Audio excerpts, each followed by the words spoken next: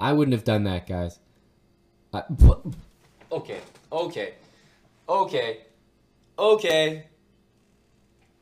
You're trolling. You were trolling. That's a 2800 Blitz player. He's trolling. Literally, what did I just look at? What?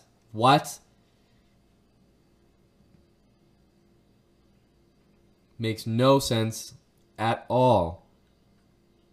He's almost got a minute on the clock. Pre-moving for what? For who? In what world do we need to pre-move with a minute on the clock? Or at least use your brain and count the pre-moves. When my pawn goes here, his king is going to be here when I pre-move. Nope, none of that registered. Stalemate. We should be live here, guys. Let me just see what's going on in the chat rooms here. But we're live for Title Tuesday, and it's pretty surprising, but it's already July. Already July. What's up, everybody? Welcome to the show. It's gonna start in just a couple minutes here. I see a few people in the chat already. What's going on, guys? My name is Aman Hambleton. You already know. I'm not going to be playing today. I'm going to be providing commentary from humid and hot St. Louis. So I hope you guys enjoy. It's really going to get underway pretty soon. I can show you guys who is already in the tournament, because we have a pretty extensive list of players already. So there you go. Title Tuesday. Right there at the top is Vladimirovich. That is Dmitry Andreikin. Hanna Pazoria, I believe, is Hrant Melkumyan from Armenia. And even going down the list there, I see only 2800s on my top 10 list. So there you go, guys. It's going to be a really strong event. Zavin Andreasyan, who played board 1 for the Armenia Eagles. For those that remember the Pro Chess League. That was the winning team, and he had a big role in that. But basically, it's just Armenia and Russia. Are you guys seeing what I'm seeing here? Russia, Armenia, Russia, Armenia, Russia, Armenia, Russia, Armenia, Armenia, Russia. Is there something going on here, guys, that I don't know about? Where's Canada? Where's the USA? Where's North America's representation? This is crazy, guys. Armenia and Russia literally have the top 10. I don't think I've ever noticed that before, but what the hell? Top 10 is entirely Russian and Armenian players. So there you go. You know where the talent's hiding. Hello,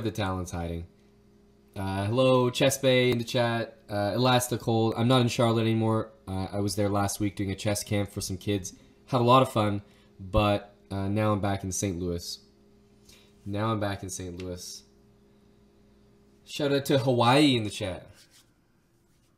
Always nice to have Hawaii nearby. I've never been to Hawaii.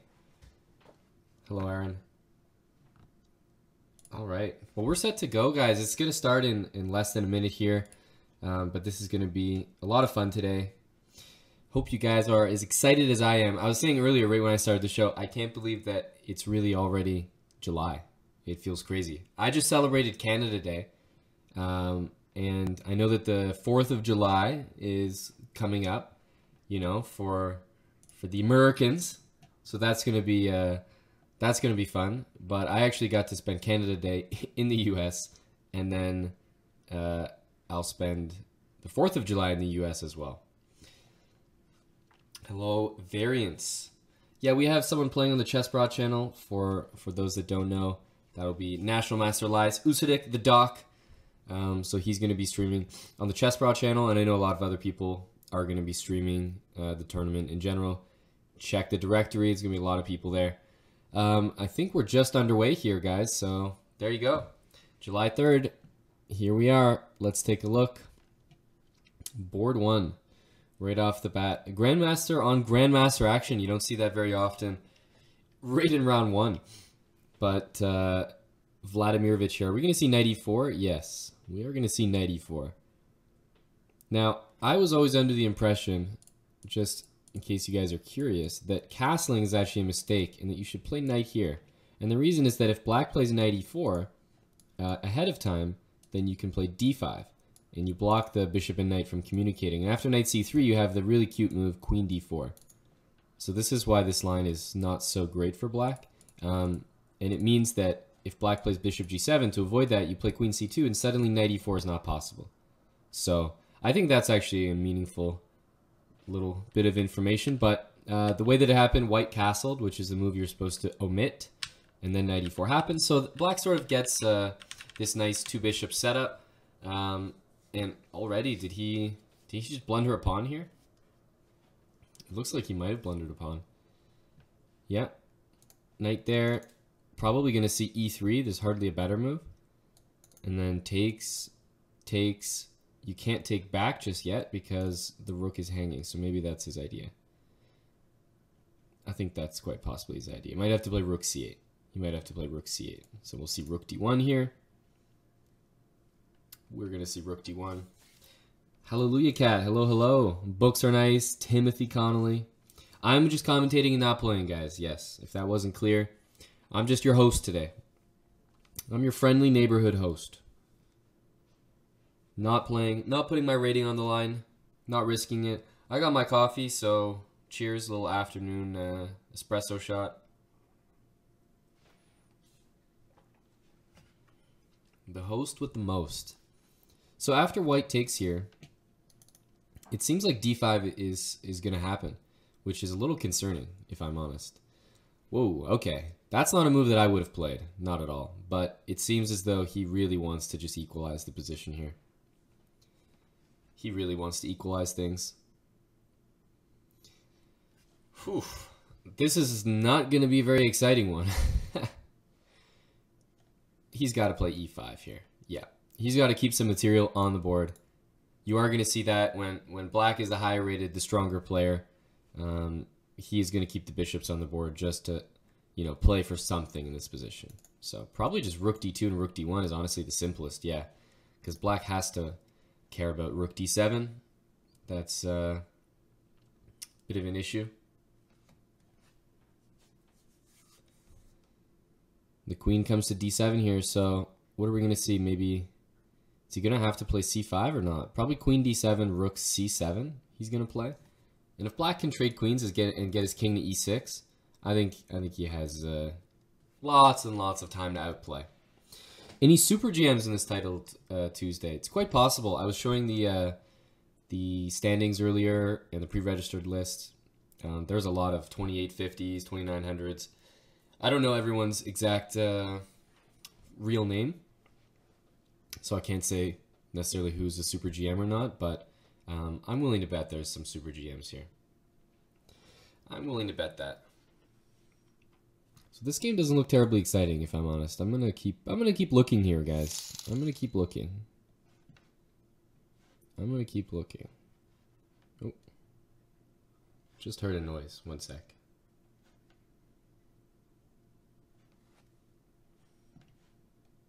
Let's find another game. What about this one?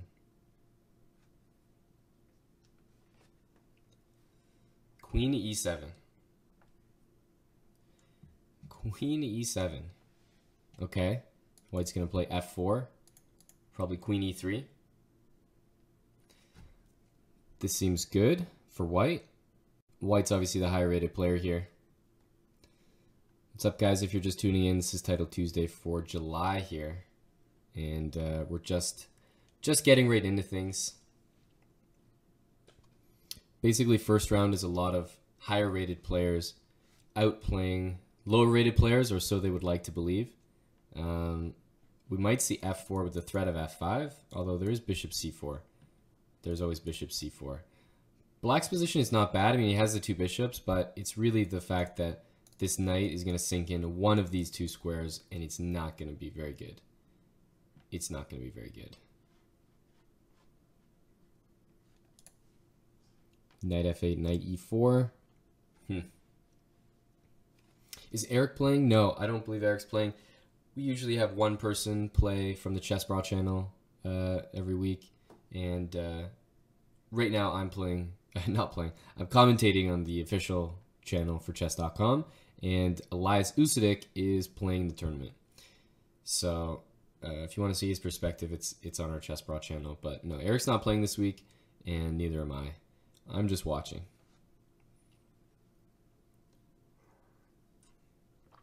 I should say that I'm doing more than watching. If I was watching, then maybe I'd just mute the stream and, you know, just have the games play out and have you guys in the crowd. But I'm also commentating, I guess. I guess I can say that, you know, I am commentating. So knight h5, white wants to take this pawn if the bishop moves, but this is just becoming sort of a clinic. There's all sorts of threats here, like knight takes and knight f5 forking if that bishop ever moves. So you can always use that, for example, to play moves like d5 or something like that. Takes, takes. Is he just going to go for knight f6? He is. I think you got to take that. I mean, this bishop is no good on g7. This bishop is no good. Probably takes and then take with the rook. This guy's still pinned to the rook here. Yep, takes, takes.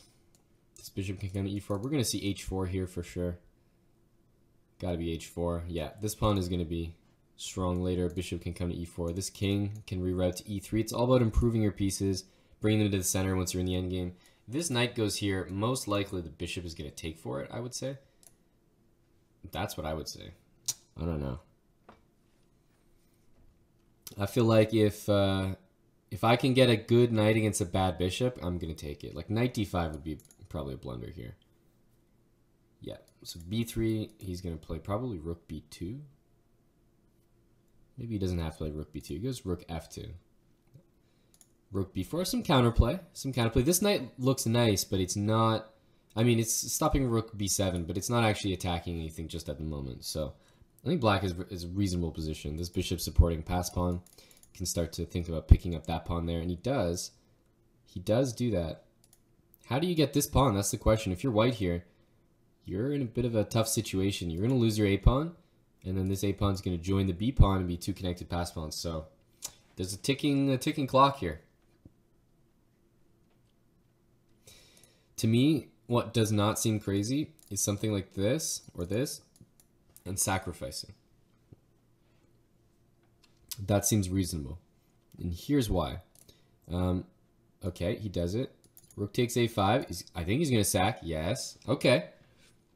And if he doesn't play this, I think he might be in trouble because check happens. King can't go there because of knight e8. And if the king goes there, I want it to play bishop e4. So this is the move to prevent bishop e4. But let's go here.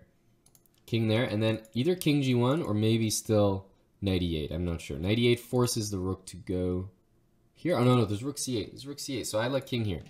I just want to bring my bishop to e4. If the king goes up, you know, we're very close to a mating net here.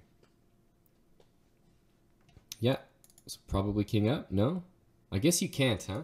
If you bring the king up, black's just going to keep checking. It's a little bit annoying. Well, at least we picked a more exciting game this time.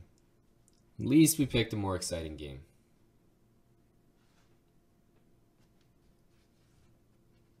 Rook back. He wants to play king back and then finally, you know, have bishop e4. Basically, that was a miscalculation by white. He did what I was saying, which was like that it was a good sack, but neither of us foresaw that this rook a1 rook there was like going to be so annoying. Finally, he gets his bishop there. Move. Okay. Bishop check, I guess. No, he goes king up. This move was too annoying. Are they going to repeat? I guess white would be happy with a draw. No, he's not. He's playing for the win, guys. Okay.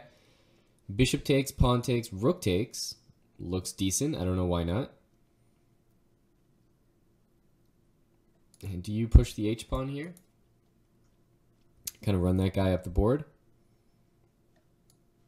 Rook f5. Now it's just a race, I guess. a5. May as well push that. May as well push that. He's attacking here. Check. The king always goes here, and then we have h6. You guys see what he's up to? Do you guys see what he's up to? I thought that he was up to something like this, but I don't think there's any time for that. Yeah, now just rook e6. Rook e6. I think he's losing. This should be over, guys. King takes, and yeah, black is completely winning here. It's 3+2, don't forget. 3+2. This means that, you know, it's... First of all, white is not just going to flag here, but it also means that his opponent isn't... He's got 30 seconds with 2 seconds every move. He's not going to be in any trouble. So this is tough. This is very tough. Yeah, check. He might go to f6, check again, king e6, check again, king d7. Or, yeah, king d7. Yeah. It looks like it's well played so far by black. King c7 now. Wow. This guy has no fear. No fear. So he takes here. Hello, Tiencon. Snatch Pato in the chat as well. What's up, guys? He's not mated just yet, but does he have to play knight here, or is he going to play rook back? Okay, rook back. King over, I guess. Oh, that loses. Okay. That's awkward. Well, he could have won right there, just check and pick up the knight, but he didn't do that. Okay, now take that pawn, for starters. Take that pawn at least. Okay, we've always got rook h1, that's the problem. Yeah, there's nothing to do about that. Okay, he's going to continue to play. No, he's going to resign. But I was going to say, that one was over. Is our game... Okay, our first game was a draw, so that wasn't too exciting. That wasn't too exciting. Who else is still playing? This one just finished. This one looks like it's still going. Wow. These GM on GM matchups. These GM on GM matchups. In round one. So rook and knight against rook. We know that that is a theoretical draw. First of all, chat, remember that. But it doesn't mean that you can't win. So he's going to try. He's going to try.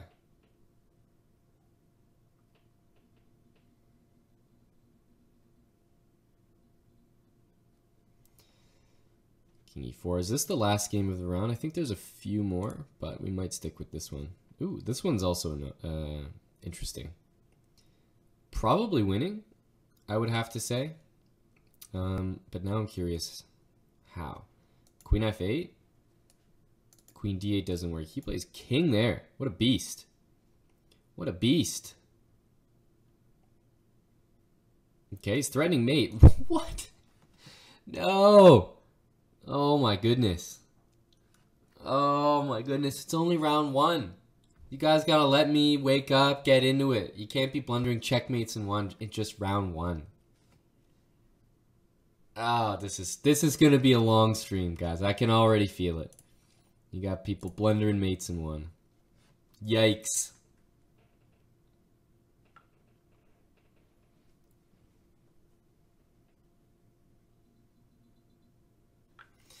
Rook h6. This is just going to get played out. Let me check the only other game that's ongoing right now. This is a dead draw, basically.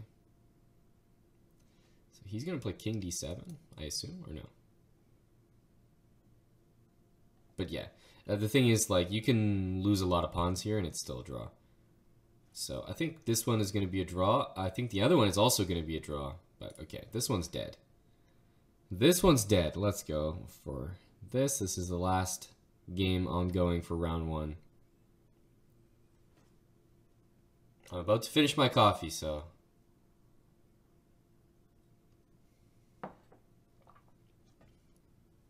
Okay. Now just move the rook, exactly. Wow, he won on time. Jeez Louise, guys. This is only round one. This is only round one.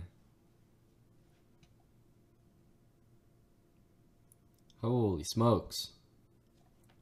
All right, guys, we're on to round two already. Let's take a look at John Bartholomew. He's up there on the big boy boards. Board one. Board one. We probably got some John Bartholomew fans in the crowd. Let's take a look, see how Finns handles Grandmaster Mook in one. I don't know exactly who that is, but Armenia and Russia are dominating the top of the standings right now. So it looks like what?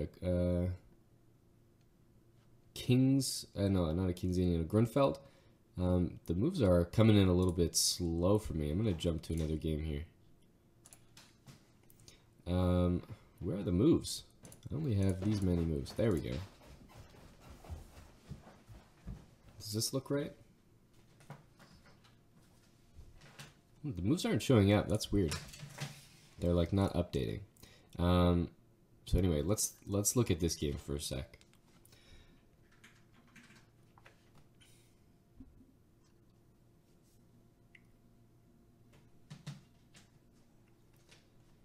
Queen takes f8. I don't know why. They don't want me to watch John's game. Feels bad, man.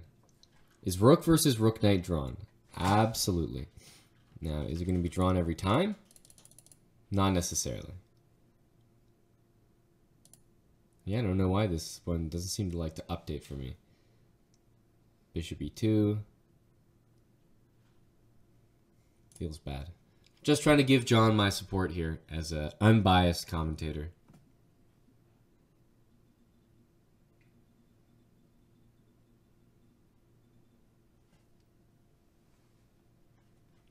Takes. e4. And what's going to be happening here? Is he sacrificing this pawn? He is. So what happens, guys? This is probably going to be fun. Takes. Okay, wait a minute. What? I was like, yeah, you know, this is probably going to be fun. And then he offers a queen trade. He offers a queen trade. Anyways, you know why he's offering an exchange. It's because he's up a rook. So what happened? Did he pre-move here? He must have pre-moved, guys. Oh, feels bad, man. Oh, that's got to be the worst feeling in chess. Bishop takes e7, queen e8. Oh, no. We've already seen so many things go wrong in like just the first couple rounds of this tournament. Okay, I take everything back because I was talking about a position where white was literally upper rook. Oh, okay. I can't watch this anymore. I can't watch this. No, this is very weird. I don't know. John's game just not updating for me. I'm going to close it and open it again. Is this the current position? I want to say that it is. Show me the moves. There we go. All right, good. We got John's game now. Bishop e6. Are we up a pawn here as white? Yes. Temporarily, we are up a pawn. This does not look like a pawn that I would take. Queen b2. And so what's the breakthrough? Because white's about to castle. And once I castle, you know, play rook e1, I will be up a pawn. So maybe black has to finally cash it back in and play knight takes e5. I think that might be the best. Yeah, so he's going to take. And I think John is going to be slightly worse here. I don't know if he's going to take everything here and then castle. I think he might. But regardless, there's b6 happening at the end. Rook c8 and rook d8.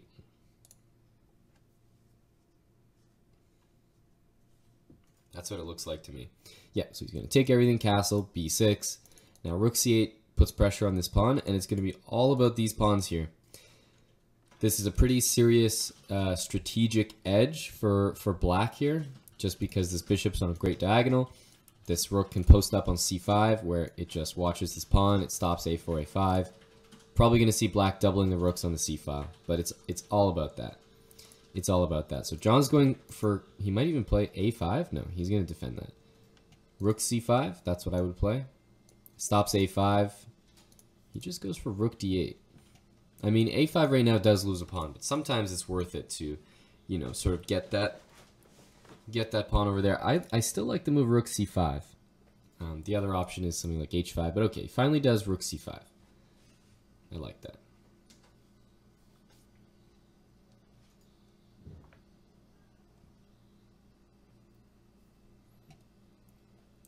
The reason I'm highlighting h5 is actually for h4. So think of it this way. If you're white here, you probably want to play the move g3 and not the move h3, just because, you know, that's where your bishop can go. And h2 is covered by the queen as an escape square. And so I want the pawn on h5 and h4 to undermine this structure. So that was my reasoning for putting it there. This is painful, you know. John's showing us his gymnastics here. This does not look pleasant, but he is protecting everything. Here, it looks like we play, I was going to say b5, but actually b5, a6, b4 doesn't work because I can take this. And if you take my queen, I take with this rook. And if you take my rook, you lose your queen with check. So that's not an option. b5, rook e1. b5, rook e1. Interesting. I really would have been more in favor of playing a6 immediately with my rook here, but okay. Not so bad. 30 seconds though. I can relate to John's time trouble, as you guys may be able to imagine. Usually when I play this Title Tuesday tournament, first of all, it's 3+2, but it's tough. It's a very tough 3+2. What's going on here? Did he just lose a pawn? Why is he giving John b5 here? Because of queen f3. Okay, that's why. That's unfortunate. Now John might be in trouble. Now the reason I was saying that it's a tough 3+2 is because the 2 seconds is like, by the time you see their move, process your next move, and then play it, that's just about 2 seconds. And if the move that you play, you second guess for any reason, like you see a tactic or it's a mistake or a blunder, you barely have any time to switch to a different move. So you almost have to just trust your instincts and hope that your instincts are right.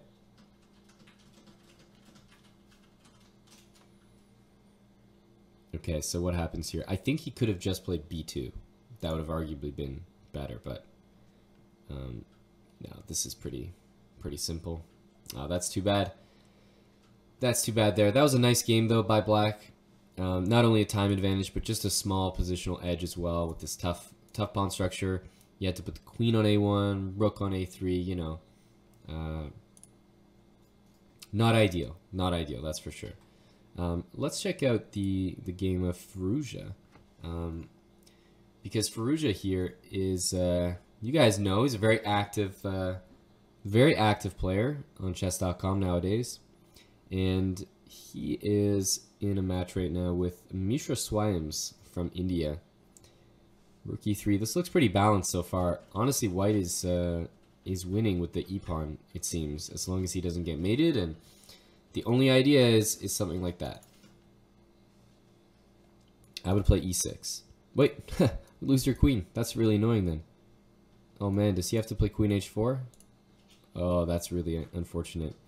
Probably queen h5 was a very good move then. Because here, normally what I'd like to do is I'd like to move my queen somewhere like to c4 and then play e6 or something like that. But no, the way that he did it, uh-oh. Is he going to take? Or is he going to give that check? It seems like he's going to give that check. Or he was trying to find the knight. He was trying to find the knight. I just noticed that the queen was hanging.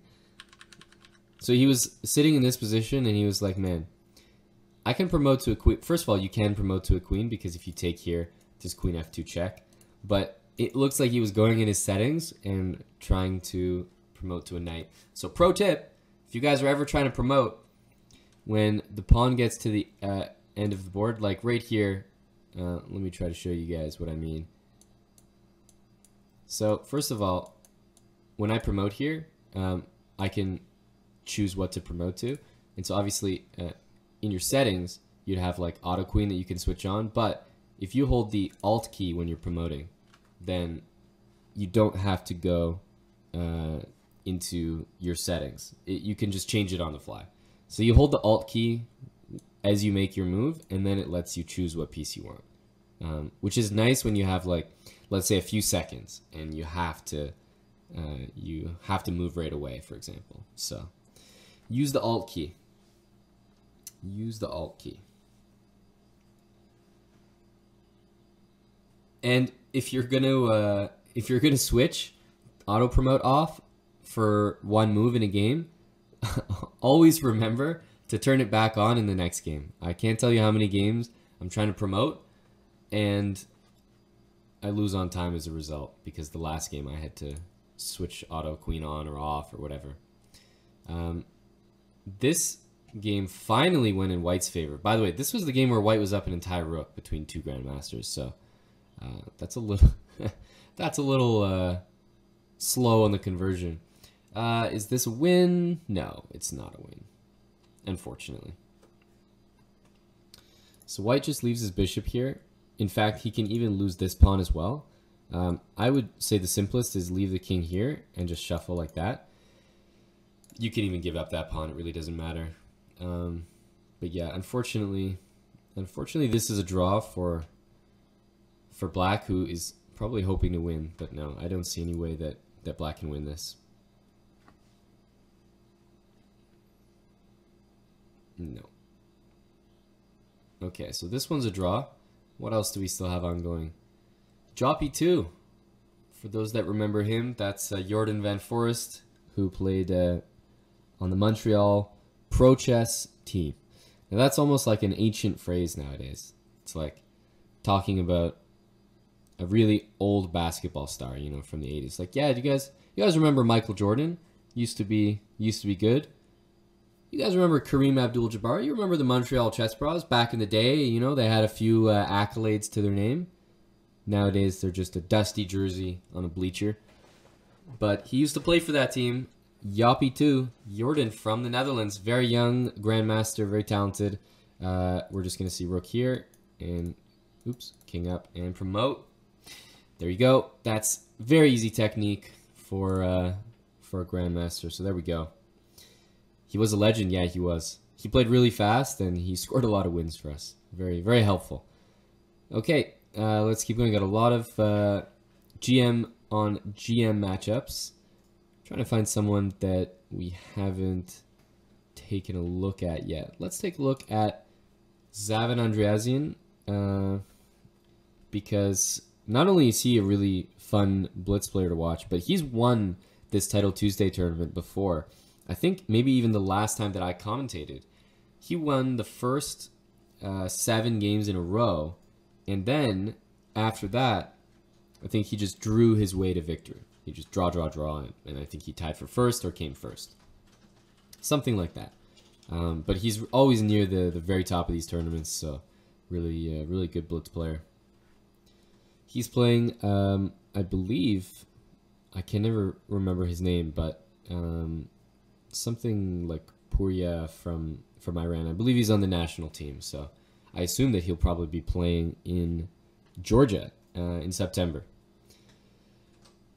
Only in round 2, or I guess we're in round 3. Only 2 rounds done so far. These guys are all pretty expected to score 2 out of 2 so far. White's gonna go for the standard sort of like f4 g4 plan. Black, on the other hand, probably wants to undermine things on the queen side, and also he'd love to leave this knight on d4, and after f4, oh, or he takes. Surprising. Bishop there, probably going to move the queen somewhere. So this pawn's under attack. Bishop h6 is what we want to play, as well as f4. He's going to start with f4. So I always find these positions to be pretty easy to play after f5. One thing is Black, if he plays this, he does have to think about this move, but it looks like Black has bishop to g5, which is quite nice. Attack the queen, then you can take the pawn back, and if you take here, that's another question. What if you take there? Bishop takes, take on c7. That could be interesting. Is he going to go for that? Knight h5. Okay, he didn't want to go for h6, but h6 definitely could have been played there, I think.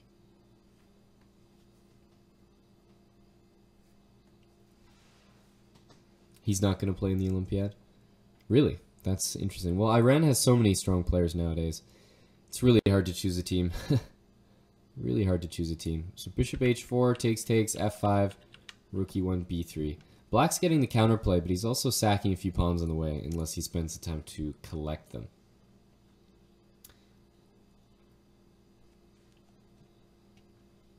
Rook takes b3. He doesn't want to play that move, I can tell. But what to do instead? Takes.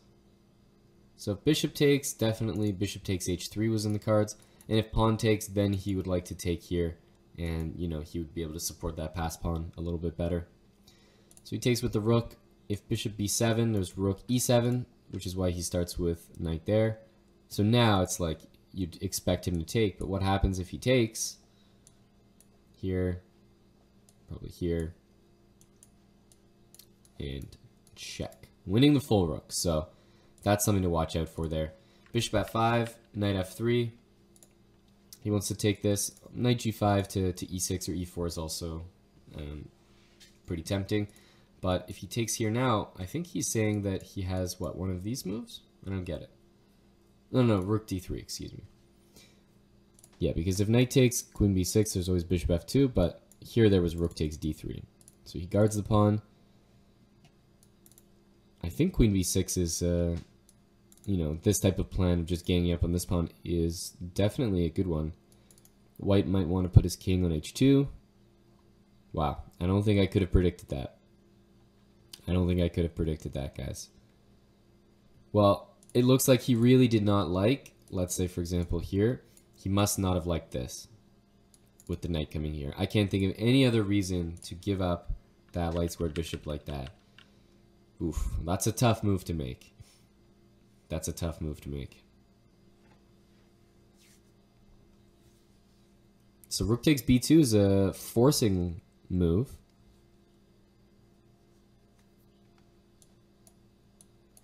We can calculate it. Takes, and queen here, or d3, or queen c3 or something, queen c1. He might go for that. Yep, he does go for it, d3. This is what I was talking about. So if knight takes, there was queen c3 is what it looked like. And here, I mean, this is just a nice little tactic here. Bishop c3, rook g2. Can't take that pawn. Black seems to be making progress here. If d2 seems to be very close to winning.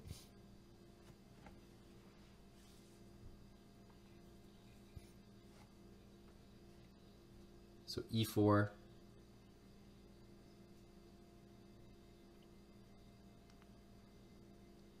e4 hanging. I mean, I would just take that, I think. I don't see why not. This is another move that you can play if you want, though. And then if rook d1, there is queen b3. So he likes that one. And I think queen b3, no, maybe queen a4. Okay, he just wants to take the pawn. If knight takes, he's going to grab this pawn as well. That's what it looks like. And I don't know if he's going to be able to get this pawn, but queen and then you got the two pawns extra should be a win here. So he is going to grab it. Yes, king h1 looks like. Queen h4. If the king goes back, there's bishop e5. Otherwise, he would take on h3. So yeah, black is pretty comfortably winning here. So we're going to see some, I mean, I call it an upset, but I feel like at 26-44, black is pretty underrated here. Pretty underrated. Yeah, this looks pretty bad. I would have actually played bishop here to bring it to c5, but okay, he's got 3 extra pawns. This looks totally winning. I guess h5 or something. At this point, it's just up to his technique, so not many comments I can make here. But it looks pretty well played. Let's see who else is in the tournament here. This one I'm calling a win for black. This one looks like a draw unless we see something happen right now. But no, any type of exchange here.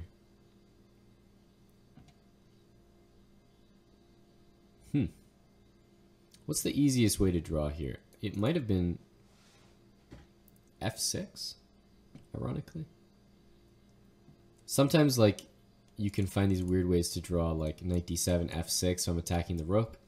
And if, like, knight here, knight takes g6, king there, then, you know, I'm going to get my piece back. So maybe that was like a simple way, but it's unnecessarily complicated. And, okay, they just have a draw now. So these guys are going to draw, although black's connection is pretty bad. Black's connection is pretty bad. Maybe he's going to try to flag him. The game we were just looking at is concluding.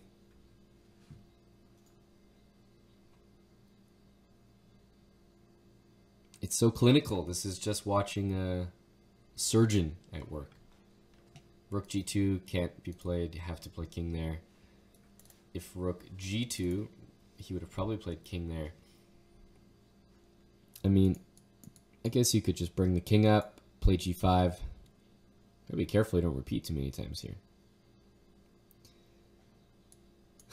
Is he gonna blunder something like that? Is that how this game is gonna end? Don't tell me that.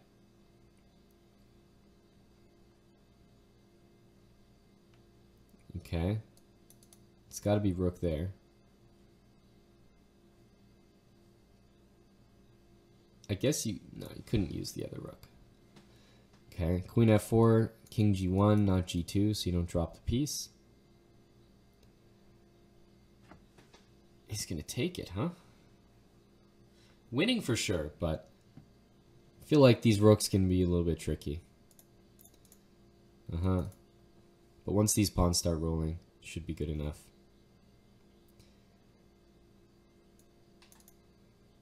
And so now what? If you play here, I can take that. Oh, I mean, he's really messed this up. This h3 move was very suspicious. Very suspicious. Queen c3? No, that's not, doesn't do much. I can just take this, for example. I'm threatening maybe to go rook e7, I don't know.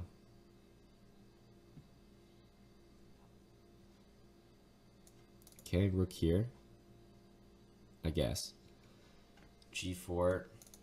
Now, I have a feeling that this move is okay. I would have checked. I don't know why he didn't check there. Maybe white's trying to win. Because there's a draw here if white wants it. I think white's trying to win now. Now, I don't think he's going to win, but still. I think you may as well take that pawn if you're white. Okay, he takes a draw. That's really not bad because I thought that he was in trouble before.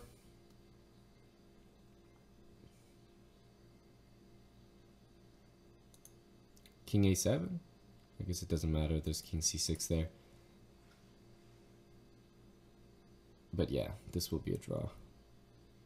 Wait, that's not a draw. Hang on a sec, guys. So we just have to show why that's a draw and why this was really bad. So first of all, 2 pawns does not beat a bishop. So here, black did the right thing by not letting white go king b7. So if you ask me, white had a win here.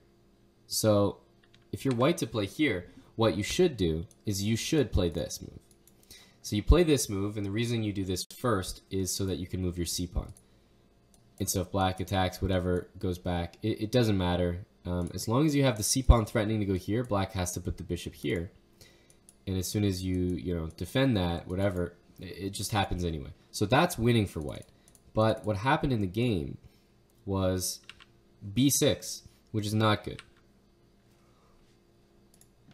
Bishop here, and now with king b7, you always take that pawn. So it forces white to go b7. And then bishop here, king there. And then what was played here? King somewhere? Well, it should have been played bishop b8.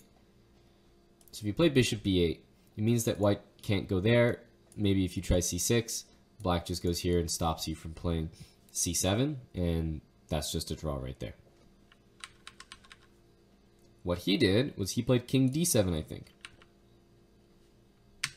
And now after check, the king goes here, but you can't get your bishop to b8 in time. So after king a7, you know, it doesn't matter what black does here. I'm going to get a queen there, so you have to leave your bishop on this diagonal. And after I do that, it's a win for white now. So yeah, that's unfortunate. That's very unfortunate. I think this is the last game of the round. Here we go. A very uninteresting position.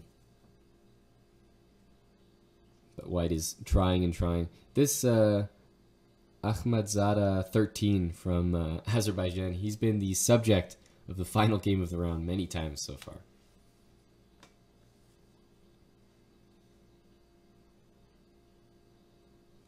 I really don't think black can mess this one up. But we've seen an awful amount of blunders today. Just crazy. You know, if you're white, you almost have to be careful of losing your knight there. Like, it would be funny to me if black played check. Let's just say. And, like, king here. And, like, all of a sudden I start to get worried about, like, where I'm going to put this knight. You know what I mean?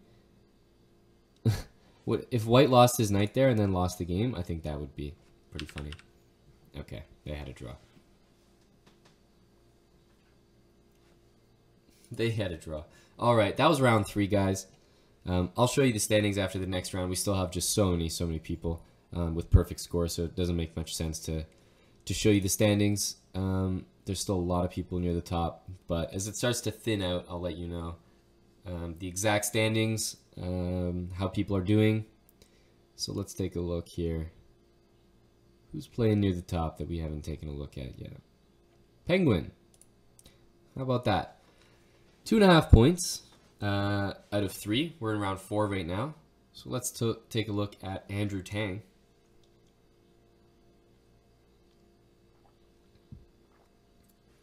Pantro Crater. Am I Chessbrah or new company?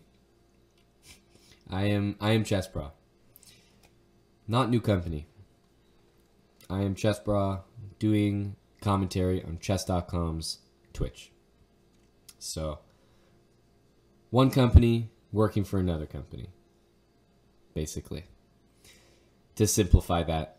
You guys are going to have to let me know what happens. I see everyone just talking about shootouts. But you're leaving me with, with some cliffhangers. So let me know how the shootout goes. What is it? England, Colombia? World Cup is very exciting. World Cup is very exciting. This year I think is probably one of the most fun World Cups because none of the big teams even made the World Cup. And then of the teams that made it, almost none of them went through. And then of the teams that went through, every game is competitive. Every single one. So I find it very entertaining this year. Okay, I don't know what this opening was, but let's have a chat here, guys. Because b6 is a atrocious move. You can't be playing b6. If I get to play e4 and I threaten e5 in one go, and d6 doesn't stop it, this is awful. I remember a game that I played this in a tournament game. Somebody played d6, I played this, knight d7, queen e4, attacking the rook, c6, forced, bishop d3, and g6, h4, and I mean, terrible. I won this game very quickly, as you can imagine, but this is like a really easy way to lose. Let me put it that way. So, as you can see, black's position does not look too encouraging at the moment. If black ever takes here, white is ready to take on f5.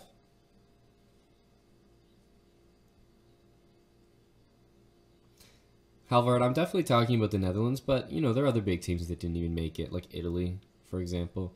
Italy not even being in the World Cup is probably a surprise to most people who've been watching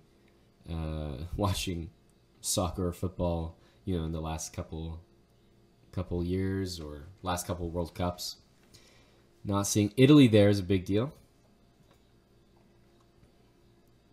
All right, castle. And what's it going to be? What's it going to be from black? He just has a terrible position. It's so uncomfortable here. White has easy play, and this tension, you know, with f5 hanging, is the only source of counterplay that what black has. So this knight is trapped. I don't know. The whole thing is uncomfortable. G6, sure.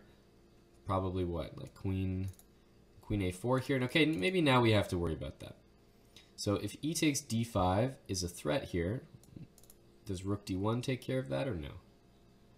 I don't even think it's a threat because then you take on c4, I take back, still looks good for white, but it's something to think about. He goes with rook d1. So what happens after takes? Takes, takes. There's no bishop takes f5, I think. I'm sort of expecting that he wants to get that position.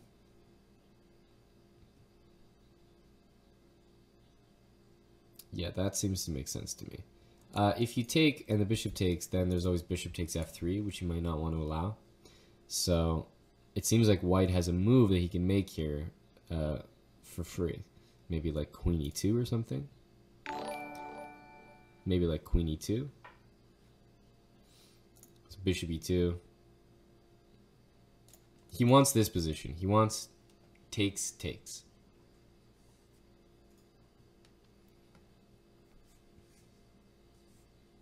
Isn't Andrew Tang the one who beat Leela? I guess so.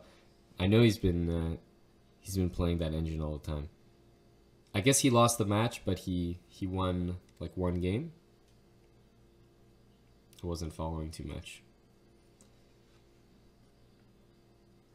So Paul from St. Petersburg is being resourceful here, but the bottom line is that this knight on e8 is not breathing. Not breathing. Can barely move. Black has to take here, though. That's for sure. Like, if you don't take there and white plays d5, it's got to be over. It's got to be all over.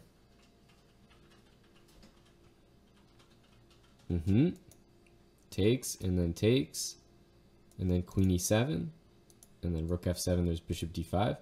Okay, he decides to just take back. Queen e7 looked a little bit annoying there. Actually, wait a minute, he just missed a complete win. Bishop d5 check. King can't go there because that's checkmate in one.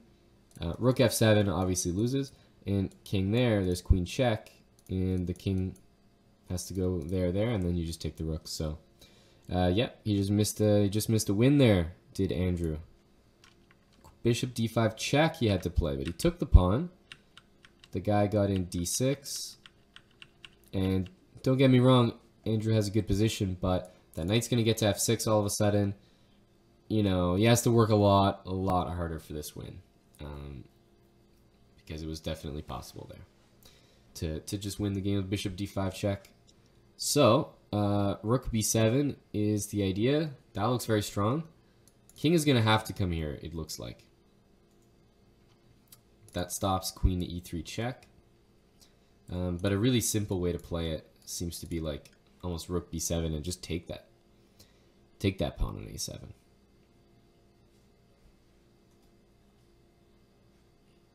Okay, rook b7. No? Even better move, yeah. This is a nice intermediate move. There's no place the queen could go, and now we have access to the e3 square. So rook b5 is actually just quite nice. Have to play g5 now. And where's the mate? Queen e7 looks good. h4 is probably good. f4 is probably good. Yeah, queen g7 is a very serious threat here. I don't even know what to recommend against it. Okay, he's allowing queen check. Because one thing is there's always queen check and like rook e7 to stop queen e1. Yeah, so he's going to go for that. I think bishop f3 is going to lead to mate here. Bishop f3 has to lead to mate. g4 takes, and I assume bishop g4 and queen h7 leads to mate, although that's not clear. That's not a clear calculation. That's not a clear calculation.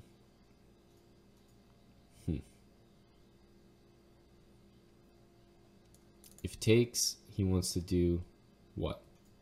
What does he want to do? Did he think he could do this and rook there? Well, king there loses to that, I assume. So now queen takes, check. King here. Where's the mate, though? King here. And I don't see the mate. Yikes. Queen g5. Ooh, queen h6, though. Okay, hang on a sec. Hang on a sec.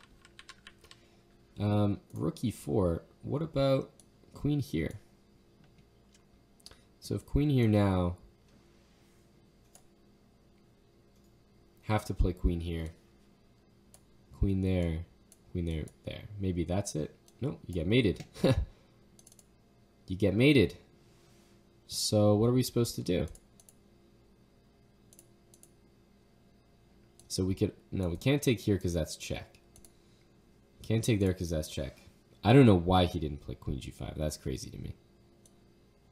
Maybe it would have been a draw like this. It's quite possible. I don't know. I don't know. If you ask me, that might have been equal at the end. But nevertheless, Andrew was on the attack the whole game, and so it was pretty... it was fitting that he got the win there. He put a lot of pressure on his opponent. But still, objectively, he might have messed up there just at the end. I don't know. But I didn't see a way to actually finish that position off. Let's take a look at Firouzja, who's still on a perfect score.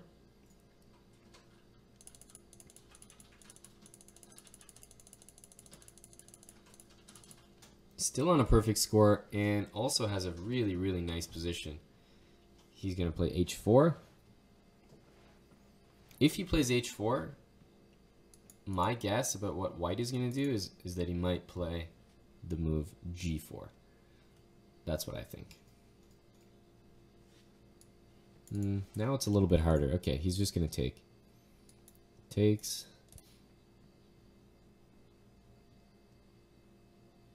This is tough, though. The knight can hold everything together, sort of. You can't take this pawn. Bishop comes to b4. Knight has to go there, and then bishop to c4. That should win. Make a queen. Yeah, black's winning here. There's bishop to c5. This is winning. King there, and bishop d3 next. Dang, that's a pretty nice conversion.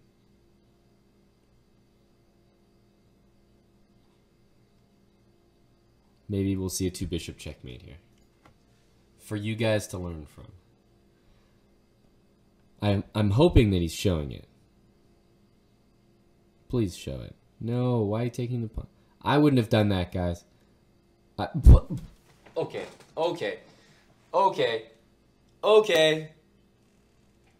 You're trolling. You were trolling. That's a 2800 Blitz player. He's trolling.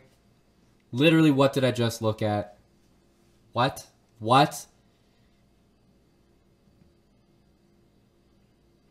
Makes no sense at all.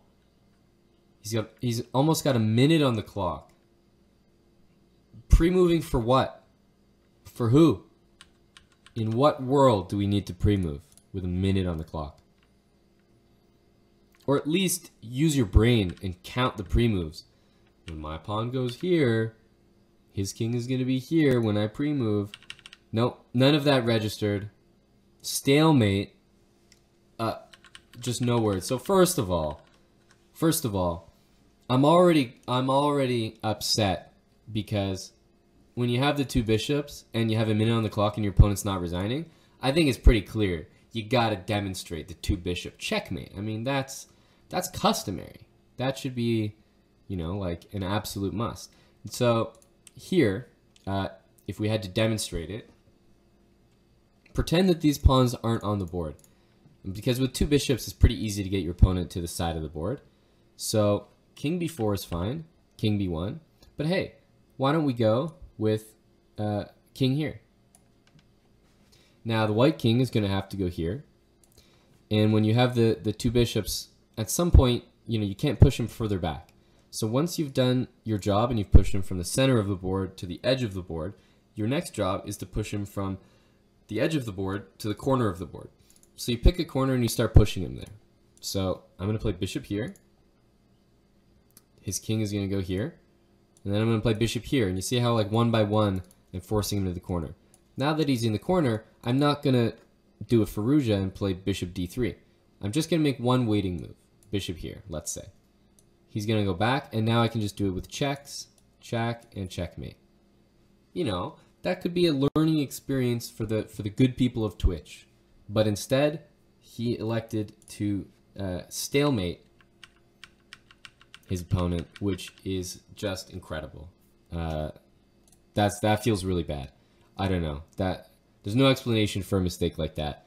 There's no pressure, nothing, no time pressure. Just a major, major blunder. That might cost him in this tournament here, as that was a full point that he completely let slip away. Okay, anyways, guys, let me show you the standings real quick. There you go. You got a bunch of people with perfect scores, but it's been narrowed down now to less than 10. So you've got a few FMs, 3 FMs with perfect scores. So we'll have to look out for those guys. But there you go. Renato Terry Lujan definitely escaped with one. He's there at number 8. 3.5 out of 4. He should definitely have lost that game. Yikes. Let's take a look at the next round. These are 2 grandmasters with perfect scores in the tournament. Let's just see what opening it was. The Trumpovsky, yes.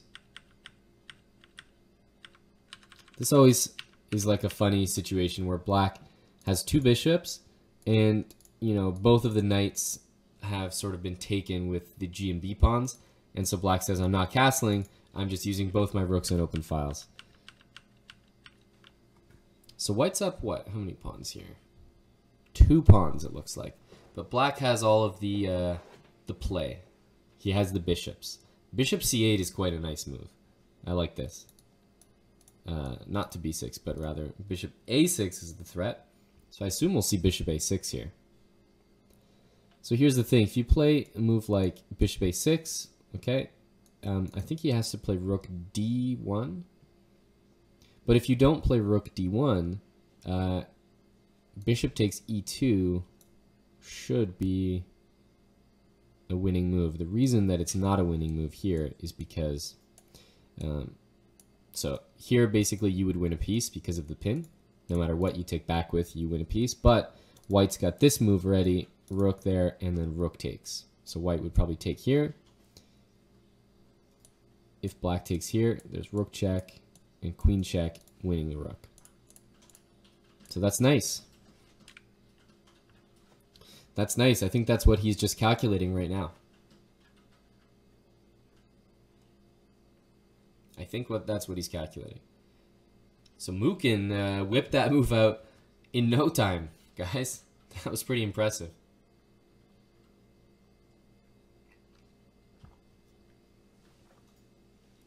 Mukin offered a draw. Why did he offer a draw, I wonder?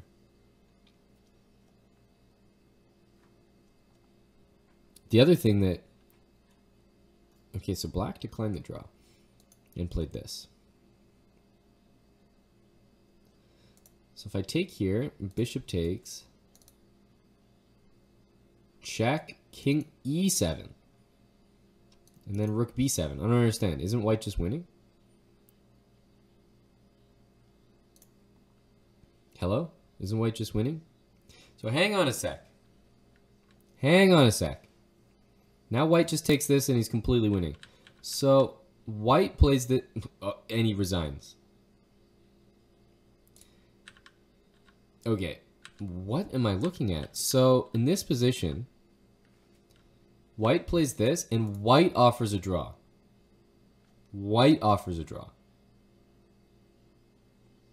And then black says, no draw, bishop takes e2. White takes back, black takes here, and he misses these checks, I guess. And then white takes the bishop and just wins the game and he resigns.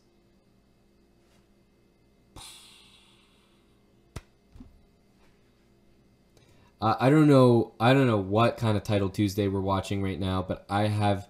It's rare that I can say this, but I feel as though that not even I would make these mistakes, guys. Not even me. Your lowly commentator. Let's take a look at Andrew's game. He's got black here. He's up material. Knight f5 is the, source of counterplay. But honestly, I think he can get away with probably just getting this rook into the game. Like, here's the thing. If I play this move, and I'm just going to, let's say, go here. So this square is covered. Let's say rook c2. Is there a mate?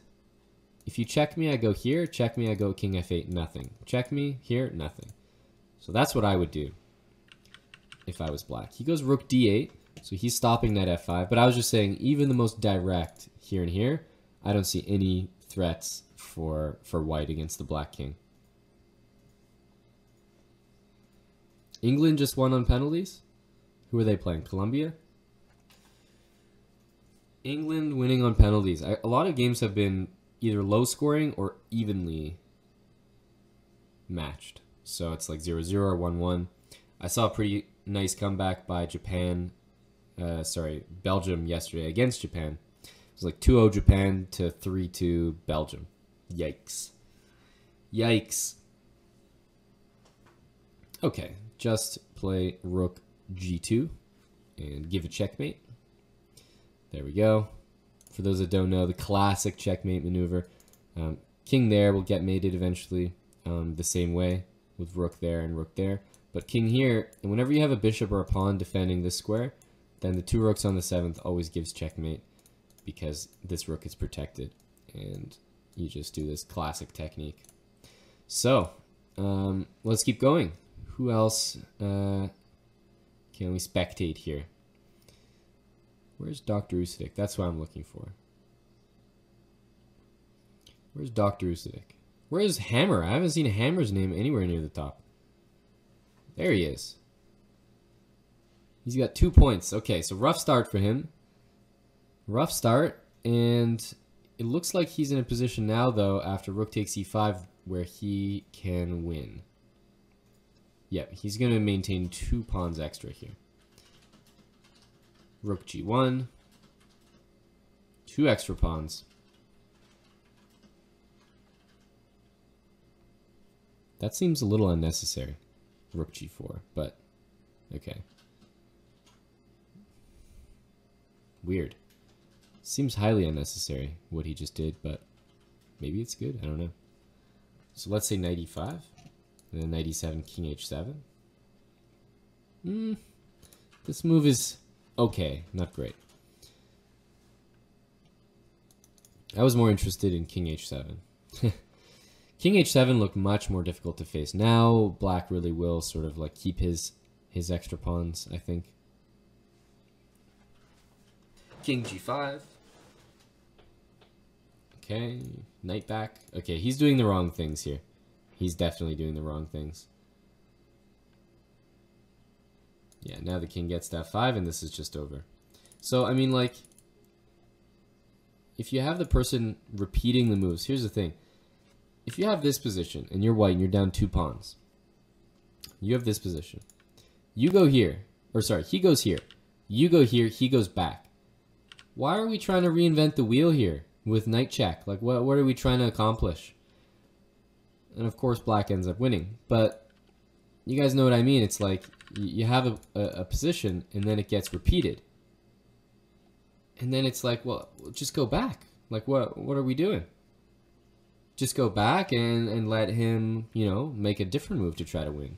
Because you've already established in this position that black doesn't necessarily have a way to get his king and knight out safely yet. We haven't found that out yet. Now, alternatively, I was even thinking that king here would be interesting. I like this one. Because it still seems like, you're kind of trapped in there. But anyways, it seems like a little more resistance could have been put up by our FIDE master friend from India. Anyhow, a win for Hammer as he gets back on the horse here. Let's take a look at Melkumian, drawn by agreement. This looks like queen against rook and pawn. Yeah, that's a tough one.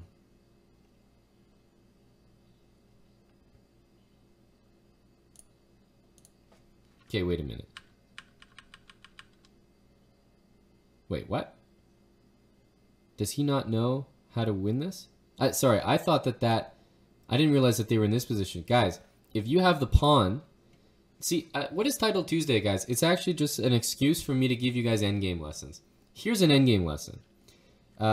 When you have rook and pawn against the queen, you only push the pawn if your king doesn't get trapped in a box like that. Like, if your king can move, you can push the pawn.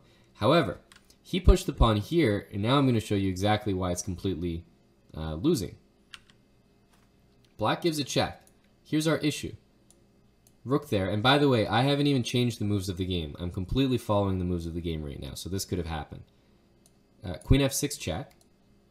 Rook here, and now if I play queen here, tell me what white's going to do. You're pinned. You can't move your pawn. You have one move on the board, and it's king here. And then queen here is checkmate in one. This is a really important pattern to remember, that this is completely losing for white. Moving the pawn up the board was like a catastrophic blunder. But then, of course, you've got Hannah Pazoria here, who's playing white, and it's Champ 2005 who's playing black, so he didn't know about this. He didn't know about this, so he didn't play queen e5. He just gave check, check, and they had a draw. Crazy. He's missing mate in two, literally forced mate in two. Queen e5 and queen e8 is checkmate in two. Yikes. There are things being missed everywhere today, guys. Everywhere. There's one more game left. Let's see what it is. Under 10 seconds. Oh, I'm not even at the current position. Here we go. I'm trolling. Sorry, guys. Okay, well, this looks very winning for black. Yeah, simply the bishop can't catch the pawn. Okay, so that is all for round 5. We should be going on to round 6 here, and there's only 2 people with perfect scores. There they are on your screen. Dretch, who is Conrad Holt from America. We're going to take a look at that game, as I assume that they're going to play. And Conrad is, you know, what I know about him is he doesn't take any type of quick draws. So he's here to play. They both got 5 points. This should be an exciting game. Let's take a look.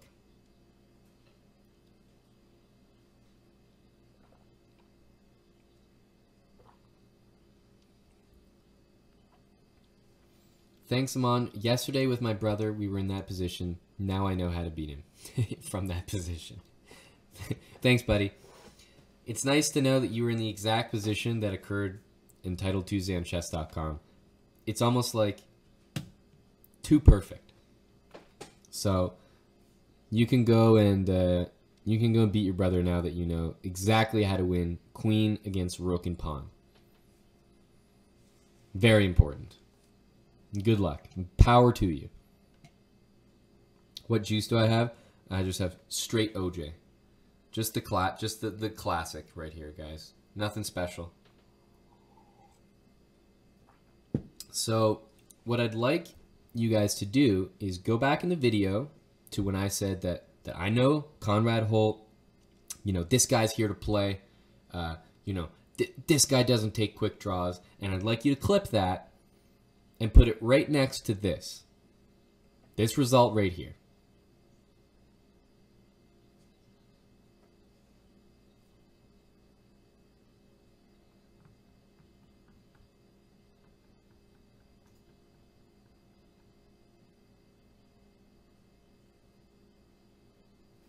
Yeah. Okay, so, great. Seems like I don't know him that well anymore. Fake friend. Let's take a look at Andrew Tang. Let's take a look at Andrew Tang. Penguin GM1, undefeated so far. He's just given up the draw. If rook takes a5, you might get excited playing this because, oh, there's no bishop takes c6. But the main idea is actually not to play that because we blunder our rook, but to play knight here. And the next move is this, which actually traps that rook. So this is what he's trying to do. Knight d4 played by Tang. So he's going for it. This is on the board. Why can't knight b3 happen now? So if you take, the rook gets all this scope over here. Rook c5, but I have a feeling that Tang might be getting in trouble here. Something feels a little off. Rook c5, like bishop e3, for example. Just bishop e3? Or I guess it's bishop g4. Bishop e3, bishop g4, c3. Yeah, but c3 is happening here. Bishop e3 is happening. That seems pretty greedy by Tang. Maybe he's going to find a way out of this. I'll be very impressed, but yeah, I don't know. That just seemed pretty greedy to me to go take that pawn. That seemed very greedy. d5. Something like this might be forced almost, just because you have to get out there with d5. Otherwise, your rook is just going to be trapped. That could be why he's doing this. Socratic chess. I haven't had it yet. It's after the tournament.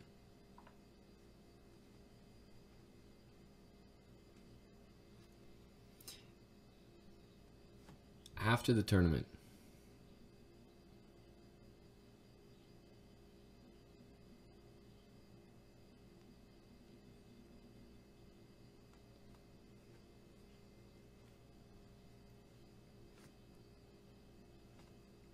Bishop e6.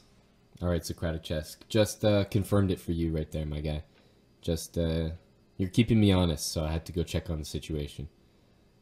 Bishop e6. I mean, he's really finding a way. I'm impressed. I'll put it out there. I'm impressed. I'm impressed because this rook on c5 feels so abnormal, and Tang is really rocking it here. He's making it work. You know, somehow, you know, even taking that, we're not winning any pawns back just yet. Looks very awkward. Knight a5, there's rook b6. Knight a5, rook b6. It's definitely tempting to take this, but keep in mind, no matter what, black is up a pawn here. So however much you like white's position, just keep that in mind. Something like queen d6. Maybe white will play knight d2 there. Right, so white wants to put a knight there, maybe play b3. He's going to play on the light squares, but black is, like I've been saying, black's up a pawn, so knight c4, rook takes c4. I'm a little surprised we didn't see b3 there. That's the move I would have played.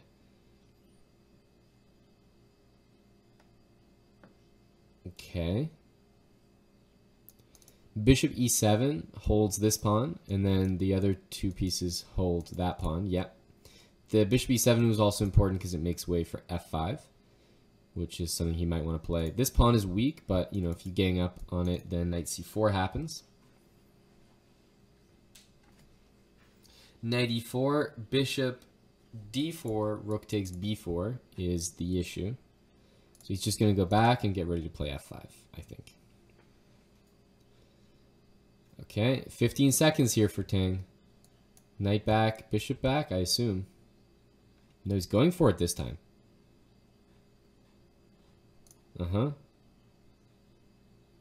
Bishop c3. Okay, so he's trading activity here. That was a nice little combo there. This rook check should not have been thrown in. He needed that for rook a4.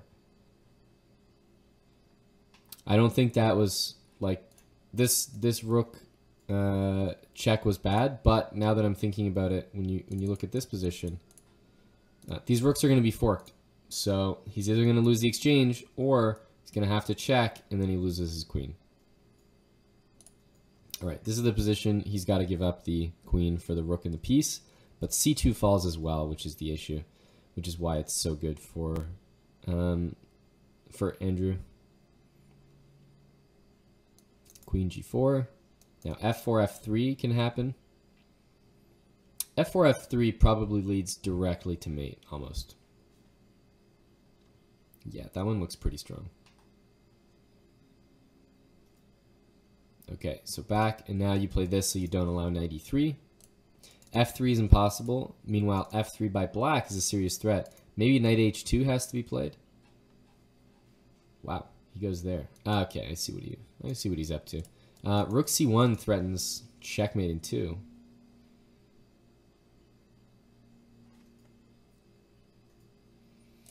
This is hard to stop though, guys. I think this is just winning. Might see resignation here. That whole game was really nice by Andrew. So this is just a serious threat. Even rook takes here to stop the mate. At the very least, we're picking up a full piece. Yeah, I can take this pawn if I want and then just go back. Yeah, so he's going to do that. Makes the most sense. And now just take here next. There you go. Queen takes h5. He even throws that one in. Absolutely. Sure, just take whatever here. Take the pawn, take the knight, take the rook. Take it all. Yes. Give me every piece. Check and mate. Nice. Nice. That was a good game. Andrew stays very close to the top of the table. If he's not the leader, he's one of them. And John, unfortunately, we spectated the only game that John lost. But it looks like he's going to be losing this one as well. So basically what that means is I have to stop spectating John. And that it's all my fault. Okay, no longer spectating Bartholomew. Don't want to ruin his tournament. Sorry about that, John. It's tough here. This is just, it is losing. I guess you play rook h1. Yeah. But what white has to do here is probably put his rook on a square where it defends both pawns and then bring his king up. Okay, so here we go. That's a start. Rook over and then push that pawn there and then bring the king. Okay, he's really messing this up. You have to check and play rook there. It's the only way.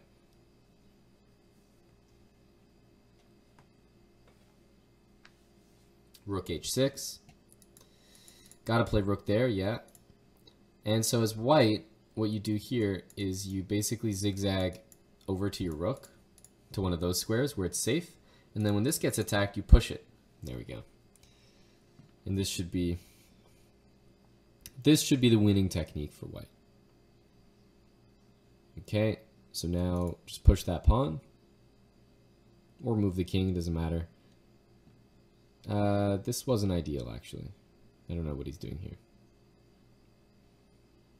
In that moment, we needed to push the pawn. Or move the rook like that. What is he doing? Okay, he finally pushes the pawn. Move the rook. And then push the pawn again. Yeah. Now this is winning because the king just kicks the rook out from this square like that. And then marches up the board. Yeah. Unfortunately, technique wasn't the best by white, but it was good enough. King g5, king f6, king g7. Yep. And promote. So John drops another game here. Let's take a look at some of the... These are going to be the endgames. This is where you guys get endgame lessons. Okay, we're going to see king here and blunder the queen probably. Nope. Oh, that's great to see. That's great to see. Already a big improvement. As you can see, guys, I have pretty low standards. Pretty low standards for these endgames now. Queen h3. There's no g2, so what? Do you push your pawn here? I think you push your pawn. There's probably going to be check and push. Ooh, there's also bishop g7. Yeah. Queen takes. You always have queen check and take there if you want to just get that off the board. But it looks like he's going for mate. He looks like he's going for mate. But does he have it? Okay, king there. He's not going to blunder queen c8 check, is he? Okay. Wow. He had the patience to do that. check. There's no way to win the queen. And if you take, white gets a few checks, but black should be able to get out of this. Zigzag your king up to f3. That was pretty confident by black there. Pretty confident. Yeah, play king f3. Or, yeah, once you get a block with the bishop. I was thinking here in bishop f4, but that's with check, so there you go. Much easier. Much easier. Queen check somewhere. We have a pass pawn here that's ready to promote.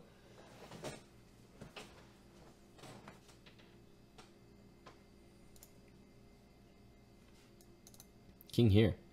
And if check there, we have check. Or check. King here, same idea, I guess.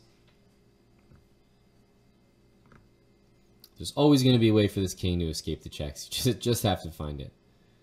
For example, if that king ends up on that square, then the only check will be from this diagonal, and queen f2 check will be the reply. So there is always a way to escape the checks here.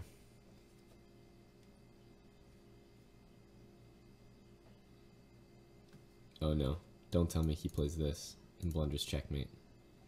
Queen h5 you have to do here. Queen h5. King there blunders that bishop with check. I don't know about queen f7. I would have gone for queen h6 there, but okay. This is a long battle to escape the checks. Finally, is he going to do something like this? Okay, the reason he's doing this is that after king there, that's check if he takes the pawn. So it's a moral victory for white. He manages to take the pawn, but this is just winning, so. Good game. I think that was the last game of the round. That was round 6. These are what the standings look like. So, like I expected, there is Andrew Tang. He's up at the top of the tournament because Mukin 1 and Tretch had a draw, really early draw agreed in the last round. Don't forget this is a 10-round tournament, guys. So, right now we're in round 7. And there's round 7, 8, 9, and then an extra one for those that are used to 9-round tournaments. This is 10 rounds, and it's also 3+2, so that's the format you got to keep in mind. But let's get into the next round here. And who are going to be the top pairings? Pretty near the top is Amin Bassem, who is Africa's first 2700 player. And he's here playing... You always have this, I mean, you guys probably know what it's like to create an email when you're 10 years old, you know, and you still have that email, let's say, in your adult life, and people start to question what it is, and you're like, hey man, I made this when I was a kid, come on. This guy has got a username, I am Dimitri. His name is I am Dimitri, but he became a GM. So I kind of wonder, like, did he just have really low expectations for himself? Did he not expect to become a GM? I don't know what it is, but he's got a funny looking name because now he has the GM title, but his name is I am Dimitri. Looks a little weird to me. He can always say that he made this account when he was 10. But nowadays you have people being GMs when they're 10, so you never know, guys. You never know. All right, knight d4 is played. I think he's in the think tank here. I think he's in the think tank. What's going on here? Takes. Taking here is certainly possible, followed by just bishop d2. I think that's what we're going to see. Oh, wow. That's surprising. That's surprising. Well, taking here looks like white wants to take back, but then there's even queen g5 taking back here. So I don't know. Taking back here also looks quite fine, but what he wants is a position like this where he plays f4, f5, g4, you know what I mean? And white is the one with the aggressive attack with things to do. So let's look at this. If he takes this way and white goes here, the idea is that if he takes here, the queen's under attack. And if he takes here, that would be a pawn for him And maybe he wants to play this position. I don't know. I don't know. I think he has to go for that. Yeah, okay. Exactly like we just looked at. That's on the board. He could play queen here. He could play rook there. But if black gets this pawn and gets out, he's definitely happy. But rook there takes and rook takes b7. Honestly, the a-pawn probably favors black, so I don't even know if that's the best course of action for white here. Okay, he's gone for it. So we're going to see this position that we just looked at. Queen a5 seems extremely odd because of rook f5. Like, very, very odd. I don't understand why we would allow this. I certainly don't think we want to play this move. That looks very odd. Queen a1. Okay, I'm not predicting any of these moves. Hey, see, books are nice. Thanks for tuning in. So now white just loses a pawn. Queen d4 only move. Has to be queen d4, but then c5. So c5 now. Man, where's the c5? Hang on a sec. So I guess c5 takes here. He didn't like this. I guess he didn't like that. And here's a move. If black plays rook d8, white could play rook takes f7. Cute move. If you take this, you get mated. And if you take this, you get mated. But anyway, none of that happened. Rook b8. Rook b8 was played. But this is kind of what I was saying, guys, is that I prefer the outside pass pawn for black in general. Now, if white can keep both of the rooks on the board maybe and trade the queens, he could gang up on this pawn, but I feel like this pawn is actually going to be an issue for white to deal with in the endgame potentially. White's got this strong pawn mass in the center, but in terms of having an outside pass pawn, I think it's pretty meaningful, the pawn over here on a6. So these guys have 5 points right now. We're in round 7, so they've all either lost a game or given up 2 draws. Let's just split our attention between the Penguin game because these guys are literally playing for first place. These guys are playing for first place right now.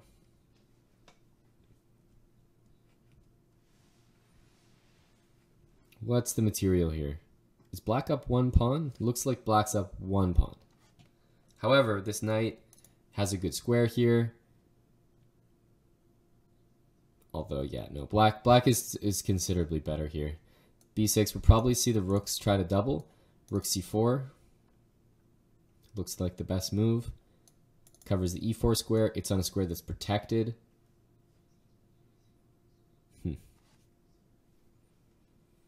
Andrew might be in trouble here, but look at this time, guys. This is Hambleton stuff. Look at that. He's got 12 seconds against 2 minutes. I do this all the time. I can relate so much to this. It's really crazy. Knight f6 is a threat, so this pawn is not hanging. Knight d4. King is going to come to f7, bishop on e7. This pawn can be taken. Is he going to play d6? I don't know. d6 doesn't look scary. f4 looks like a good move. Bishop g7, no. I guess we could even... No, we can't play knight f5 here. I was thinking of this one. Okay, I guess he's just going to take back. I was getting caught up trying to like find some way to do a checkmate, but no, just take that pawn. Probably knight d7. And this knight is the issue. That knight is going nowhere. This knight is covered at the moment, and I guess black just wants to sort of bring the king up. Maybe play g5 now. I think g5. Or we could take this. Both moves look good. G5, knight h5. Rook c4. Now, do we go knight f6? Takes. King f7, and there's always rook d4, which is annoying. Can Andrew save this position? That's the question. This pawn is hanging. I think you have to take it. Yes, takes. King f7. Now this is very good for black, but is it winning? I guess is what we want to know. I would say that judging by the time situation, that's got to be pretty good. Would you guys agree? Time situation, the fact that Andrew was already down a pawn, to get to this position feels like a really big achievement. So this is still like very, very good chances to draw.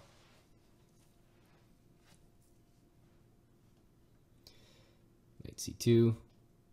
Yep, Andrew's still in there. Let's just check back with our other game. Hey, guys, we've seen this before. Queen and a bunch of pawns against the two rooks. The last time we saw this, we saw the rooks actually mess up, and it was a draw. Black was up 3 pawns. Here, it's another 3 pawns. Hopefully, we see this one converted. I need to see it converted. Okay, good job. Queen h2. All right, so that one was over. Amin Bassem moves to 6 out of 7. And that king is going to a4. Yeah, this might be over.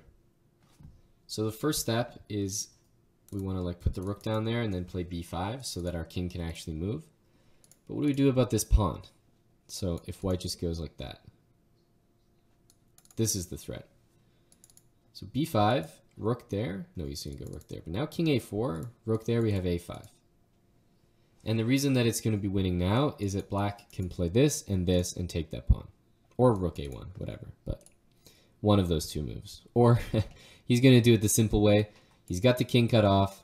He's going to go for the simple Lucina position, where even if you bring the rook down, hey, maybe I get to give one more endgame lesson. Rook down. You guys should know this one already, though.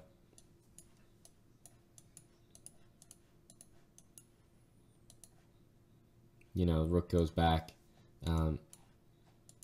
You know, whenever that pawn gets really close, you might want to try to create a position like this. And in order for black to get out of this, you always give a check first. If black goes closer to you, then you just sidestep and make a queen. And if black goes away, you bring a rook up to the 5th rank if you're black, or the 4th rank if you're white, whatever it is. And no matter what white does, first of all, if he moves his rook away from here, you always just cover that file as your shelter and bring your king out and promote, which is why white would normally stay here in best defense. And if he stays there, then you suddenly come out this way. And eventually, your opponent will run out of checks. And you make a queen. There you go. All right, so that's why those guys resigned ages ago, because they know all that. That's easy stuff for them. Let's take a look at this game. And, well, this game's over. Pawn there, rook there, and promote. And Yoppy 2 with a very nice win over Andreikin here. Just queen, yeah. He's not going to play this on. That's over. Moving up to 6 points out of 8. And, okay, we're going to see the classic technique.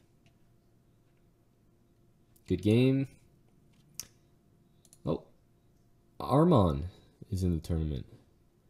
2300 Arman. Well, it looks like Arman has defected from Iceland to Iran, and he's competing in Title Tuesday now. And unfortunately, he just lost his game here. Arman the intern. Not bad, not bad. Good effort, good hustle. And looks like there's one more game. Opposite bishops, one look at this. Why are we still playing, is my instinct. Let me go back and see if at any point this might have been winning, because it reminds us a lot of the other opposite bishop position that we've had earlier in this tournament, and there was no chance. There was no chance. Yeah, unfortunately, there was nothing you could do here. In terms of having the best technique, I would have given a check here and then tried to bring my king to h4. But he goes like this, and then basically all the pawns go on light and dark squares, and then there's just nothing you can do. Yeah. And then he tried to get f5 in there, sneaky, sneaky, but fun game. The other thing is that white actually declined to draw. White declined to draw. So finally it's just drawn by repetition, but he was making some stubborn attempts there. These are the standings for the moment here. We are going in around 8 here. Got just over 150 players still in the tournament. And what we have is a clear leader, Mookin 1, who just beat Andrew Tang. 6.5 out of 7. Then we got a pack of people chasing with 6 points and also with 5.5 points. So we're going to get... Yeah, Andrew just lost his game, so he drops a little bit down to 9th place. Let's get into the games of the round. So, in terms of the standings, Mookin 1 right here. And by the way, it wouldn't surprise me if this game was just agreed drawn in about 4 seconds. But this Mookin 1, he's leading the tournament. And a draw would be like a pretty good result because, you know, nobody could really surpass him. But he's got the white pieces, so he might be interested in playing here. So what happens if we take? What happens if we take? I guess white just takes back. I don't know how... No, I guess he plays here or something. I don't know how these lines work. They're all so confusing to me. I never know anything about these lines. This looks like some theory that, I don't know. Okay, queen takes c6. I thought there might be some funky lines there. Whoa! Whoa! Okay, is this theory? Help me, is this theory? Are you supposed to take this? No way. And then I castle? This pawn's under attack though, knight c6. If this is theory, I don't know what chess is anymore. I don't know what chess is if this is theory. Black has to play like knight c6 and d6, but then I play knight d2, knight f3. You know, start to get my knight into these squares. These dark squares around the king are not looking good.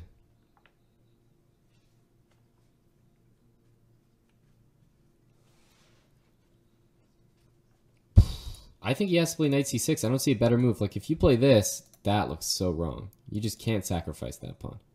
There's no way.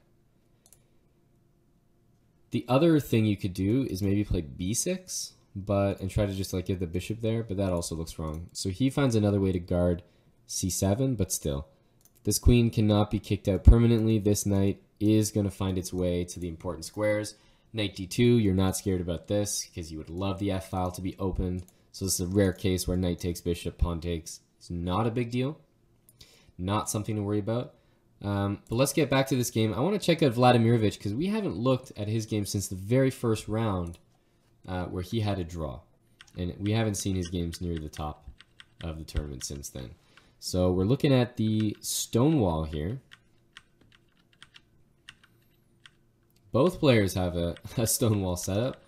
And white starts to undermine it with g4, knight e5. This looks pretty good for Andreikin here. Bishop to g7. And the only thing you have to look out for is knight f2 check in these types of positions. But after something like takes, really start to feel the pressure on these like 1, 2, 3 open files towards your king. Stonewall is your least favorite opening. Well, you can probably find a lot of people out there who have it as their favorite opening. Maybe you could find them to have some fun training matches that would test your mental fortitude. Because playing against the Stonewall is something you got to get used to. A lot of people play this setup. It's easy to play. It's simple. I think you can definitely expect the Stonewall will be a staple for a good period of time. Checking back in with this game, we stopped looking at it here, and I was just saying I think white is doing amazing. And that seems to be the case, but black is hanging in there. Black seems to be hanging in there. Rook e1. I guess bishop d7 or something. I don't see a good knight discovery at the moment. We can move the knight, don't get me wrong, like knight e3, we can do it, but with the queen attack. But after queen h4, then we're just losing because h7 is hanging and so is our knight.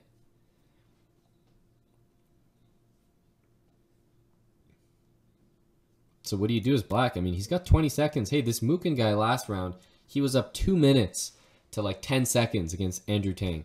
Now he's up 2 minutes to 17 seconds against Sargsyan from Armenia. So what's with this guy? He just knows what to do. Keep that queen on the board, right? We have to keep that queen. Oh no. As black, you have to take that. You have to take that. I don't think you can survive with the queens on the board here. Knight e5 is coming. So queen takes.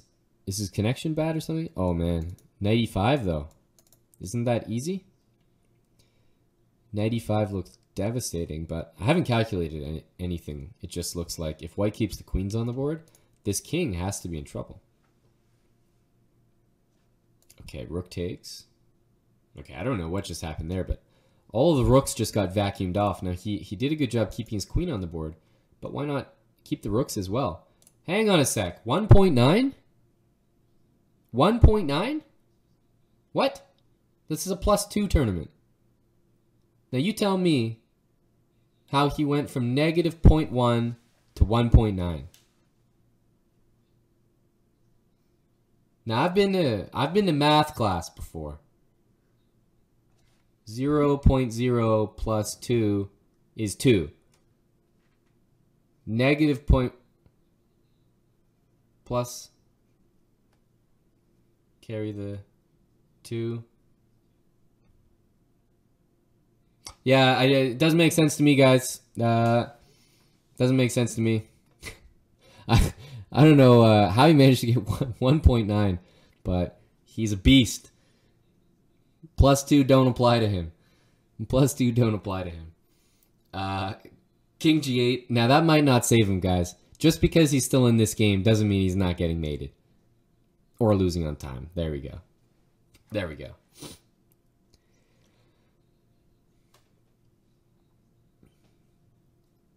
He did end up... I think the just result occurred here today. Because he lost. He was much worse the whole game. He was down on time. So Mukin 1 continues to win, and now he really extends his lead over the rest of the tournament, guys. He has 7.5 out of 8, so he's only given up 1 draw. 1 draw only. Let's take a look at... Holy smokes. We're going to have to follow someone else next round. WIM has 6.5 out of 8 points. That's extremely good. I can tell you she's already going to be taking the women's prize in this tournament. But let's take a look at some of the people chasing the leaders right now. Here are 2 people with 6 points.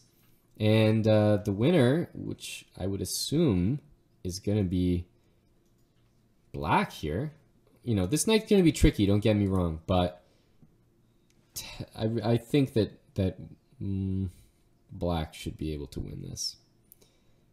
If rook f6, probably g5. f3, now rook g1 is the idea. Do we have to play rook f4?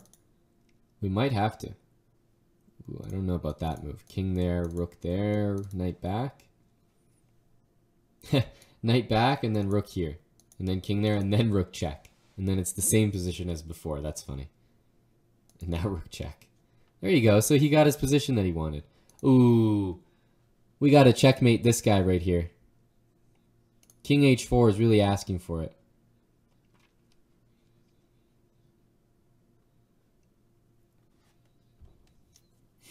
Okay, we want to take this pawn. I'm surprised that black's not trying to checkmate here. What about rook d5? What do you guys think of rook d5? Hey, can we play rook d5? Rook takes, rook check. How about that?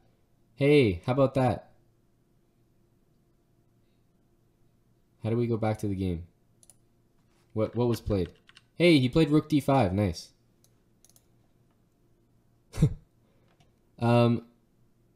So rook d5. The funny thing is that you're threatening g5 if knight f4. So if knight f4 to fork the rooks, you play g5 check, and then you just win everything. And if you don't play knight f4, then I don't see how you stop rook check and then checkmate, which is kind of nice. So maybe you have to play like knight here, but then you just grab this pawn, and I don't know, I guess that should be winning. I'm not sure. What else could you do here? I'm still in the mood to go for a mate. Maybe here. I like h6. So then if knight f3, you still play this. I think that's cute. That's a cute checkmate. And black found it. So he moves to 7 points here, which is still good enough to be chasing for first place. Absolutely. Unfortunately for Dr. Bassem here, the Docs are not doing so well in this tournament, it appears. Who else has 6 points? Yes, this match. All right. Ooh, we got a pawn endgame here. This might just be a draw. Yeah, I guess this is just a draw. But both of these guys are chasing the leaders, so king c4. Yeah, and then this will just be a draw. So white's just going to bring the king over. It doesn't really matter who has opposition or anything like that. King back, and if king up, you go there.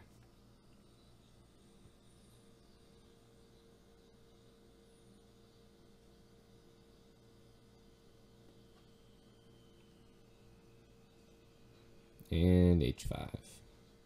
Okay, so they had a draw, which separates them from the leaders just a little bit more. Let's take a look at some of the games still going. There's not that many. We're coming to the end of round 8 here. This looks like a fun one. King there. King up. No, okay, he's going to go here. So the king's going to end up in the corner, it looks like. No? Well, I know you're not repeating. No, you're not repeating. Please play that. Please play king there. Black and a flag here? What am I looking at? What am I looking at? So instead of white going this way so that he could actually hide in the corner and play for a win, he goes back. So he repeats for a draw. And then black plays this move and loses on time, when white may have gone here for a threefold repetition. Who knows? We will never know the answer. But there's only one more game left. Let's take a look at it. And this is completely winning. We only have to watch out for stalemate tricks with white here.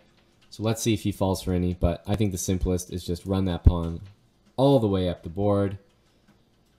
I'm trying to sacrifice for something here. Yeah, just check. Can't even take that. Oh, this should be winning. All right, where's the stalemate? Rook there and knight takes. That's what you have to hope for. Oh, that's a mate in one. All right. So we can say that the standings, guys, going into, this is going to be round 9. Going into round 9, the standings are Mukin 1, 7.5 out of 8. And then Vasily Korchmar with that really nice checkmate that we just saw with rook d5 to rook h5. He moves to 7 out of 8. And further down the list, there's a lot of people with 6.5 points trying to chase the leader. So there are 2 more rounds left. Round 9 and round 10.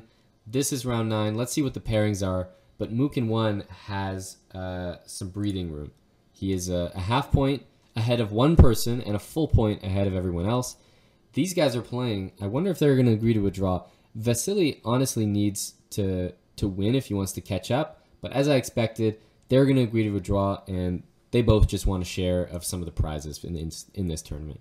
But let's take a look at someone who that I was mentioning, Arctic 2. That looks like TOO. Arctic 2. WIM from Serbia, I want to say. Yes. 2353, and hey, look at that. 6.5 points. That is very, very good. 6.5 out of 8. Only giving up a 1.5 in this tournament. Like I said, that's cleaning up the female prize in this tournament already. That should be locked up. But might even be a podium finish if she can keep up this streak. Currently playing Renato Terry Lujan here from Peru. And yikes, this is just like a really good performance from her so far. I wonder who that is. Does anyone know who that is? Arctic 2? Who is that? G4 was played. This is a typical idea to shut down this. Now, a lot of times, for those that know the King's Indian structure, you know, you might see the bishop here. white playing d5, and you go, oh, well, I like black because there's a clear attacking option of f5. But whenever you have a bishop that's facing like a pawn on d5, fianchetto like that, that's usually very bad. It usually means you have a worse version of the normal position. If you donate, is it for me? No. This is a Chess.com channel, so if you donate on Twitch, that all goes to support Chess.com, which is absolutely not a bad thing to do. And I don't discourage you from doing that. But no, if you want to donate to me, you have to do that on the Chessbrah channel. But supporting Chess.com also supports us because we work together. So like I said, if you are having a good time and you want support, please do. Please do. King g2, knight f6. White's playing great right now. I like the idea of moving this knight, playing f3, getting that solid. And then maybe playing for like h4, h5. I like a knight on g3. Yeah, knight d2 is a great move. f3, knight f1, knight g3. Looks good.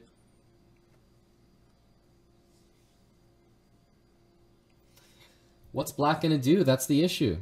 You can take here, but this knight on a6 is terrible. f3 can be played. Yeah, no, white is playing like clinically right now. So here's the reason why I wanted my knight on g3, and it's just for the move f5. But at least we know that the move f5 is probably not going to happen here because the bishop is looking directly at the king, and it would seem a little crazy to play f5 just like that. So he takes here, takes back. We're going to see h4, h5, I think.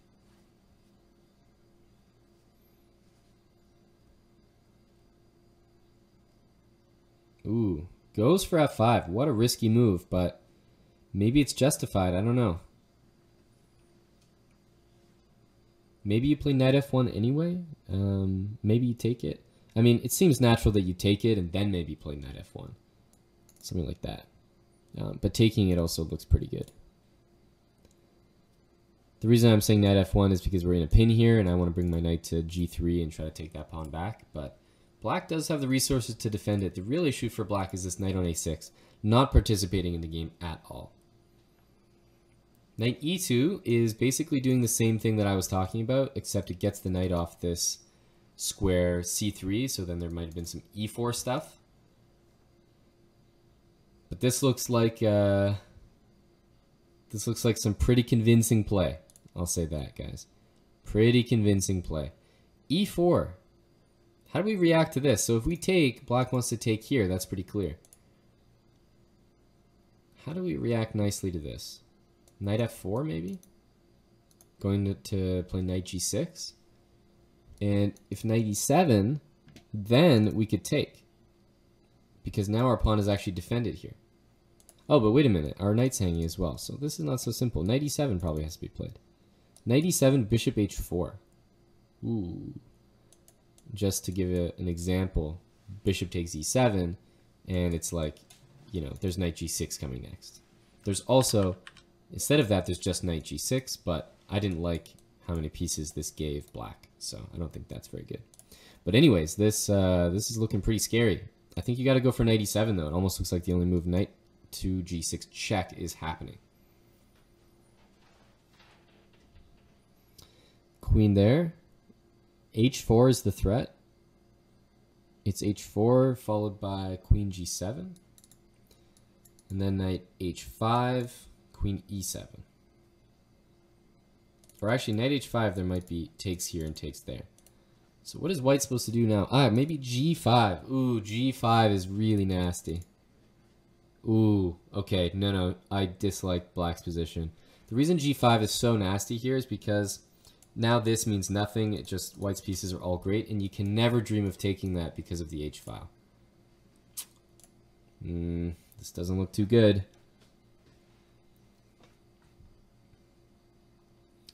This doesn't look too good. Rook b3. I mean, basically, white isn't blundering.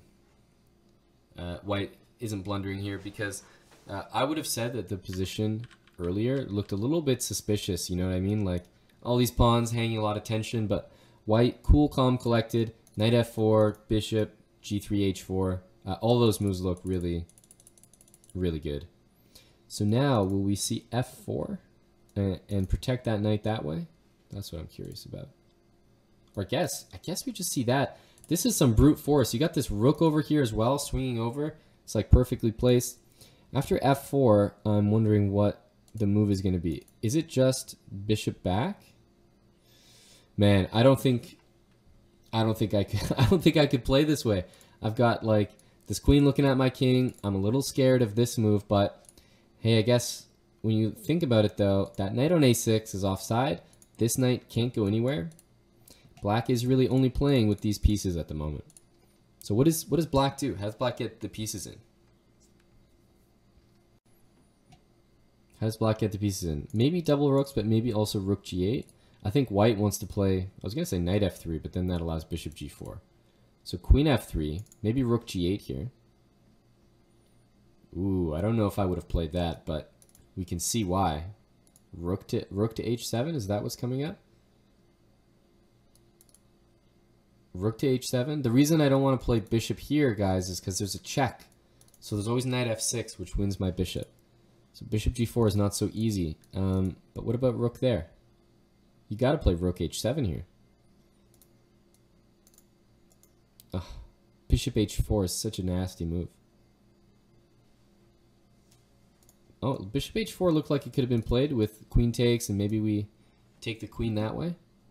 Wasn't sure about that. Bishop h4 now. Rook takes h5 takes, and then this rook's defended. This knight is going to be under attack. Man, queen g4, we can take it. Everything seems to work here. Takes, and where's the win? It's knight f4. Is it knight f4? I think it's knight f4. Knight f4, king somewhere, take the queen, rook takes queen, knight takes, and that should be winning.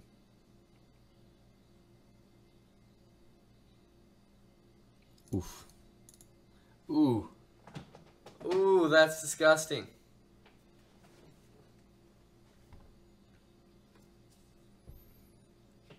Well, this is just I feel like I can't make comments on this game.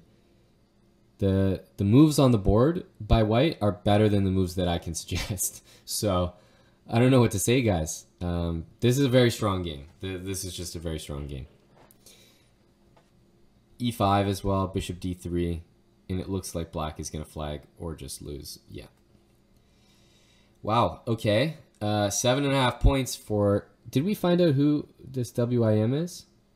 I'm very curious. I mean, this is like a massive score. 7.5, by the way, is second place. That's second place in the tournament right now. Mukin ended up winning his game. So Mukin 1 is at 8 out of 9, which is a crazy good score. Mukin 1. Wow.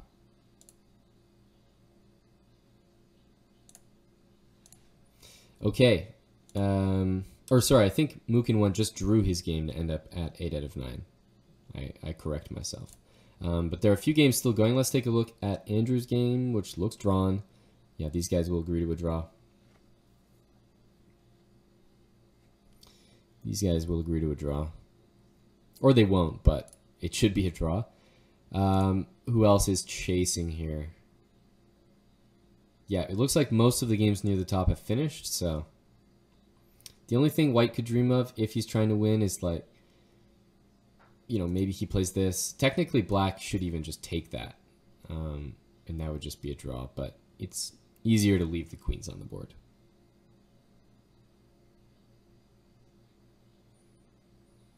Okay, so this is one of the last games going. I'm going to try to find another one. Is Savin Andreasian still playing? Yes, he is. Okay. Which way are people going? That's what I have to establish first. Black's going this way, white's going this way. So this is the threat, and then queen. So that looks winning. Yeah, that's just winning. You don't even have to take that. Or sorry, that was a check. That's right. You did have to take that. And make a queen, and this should be winning for white. We got a Canadian in here. Is this winning? Oh, it's close to winning.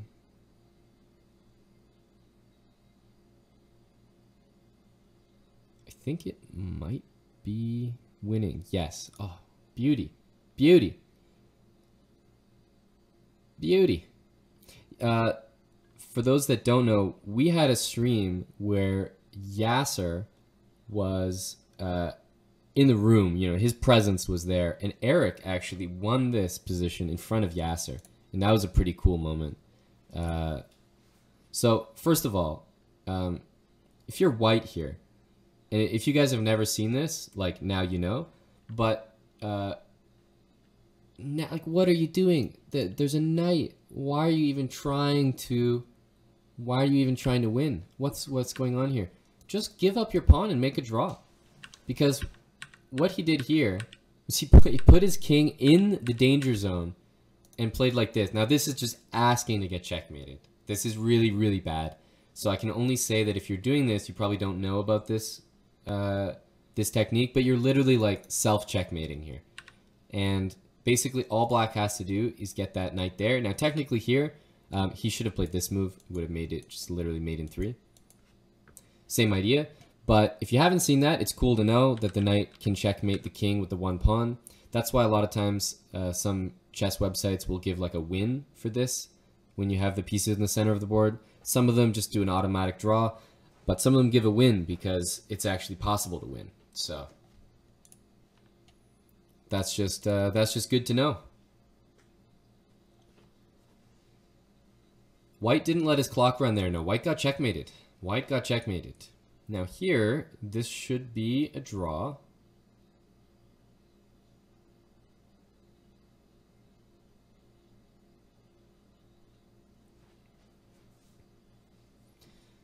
Okay, so what he wants is to play, he wants his king out.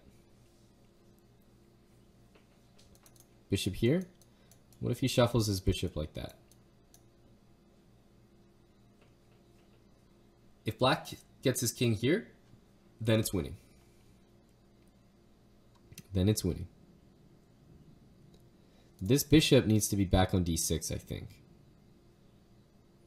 But now he's hooped himself because the bishop is stuck there. So bishop f1, play it. Play bishop f1, don't let him out. And if the bishop goes here, we can just take that.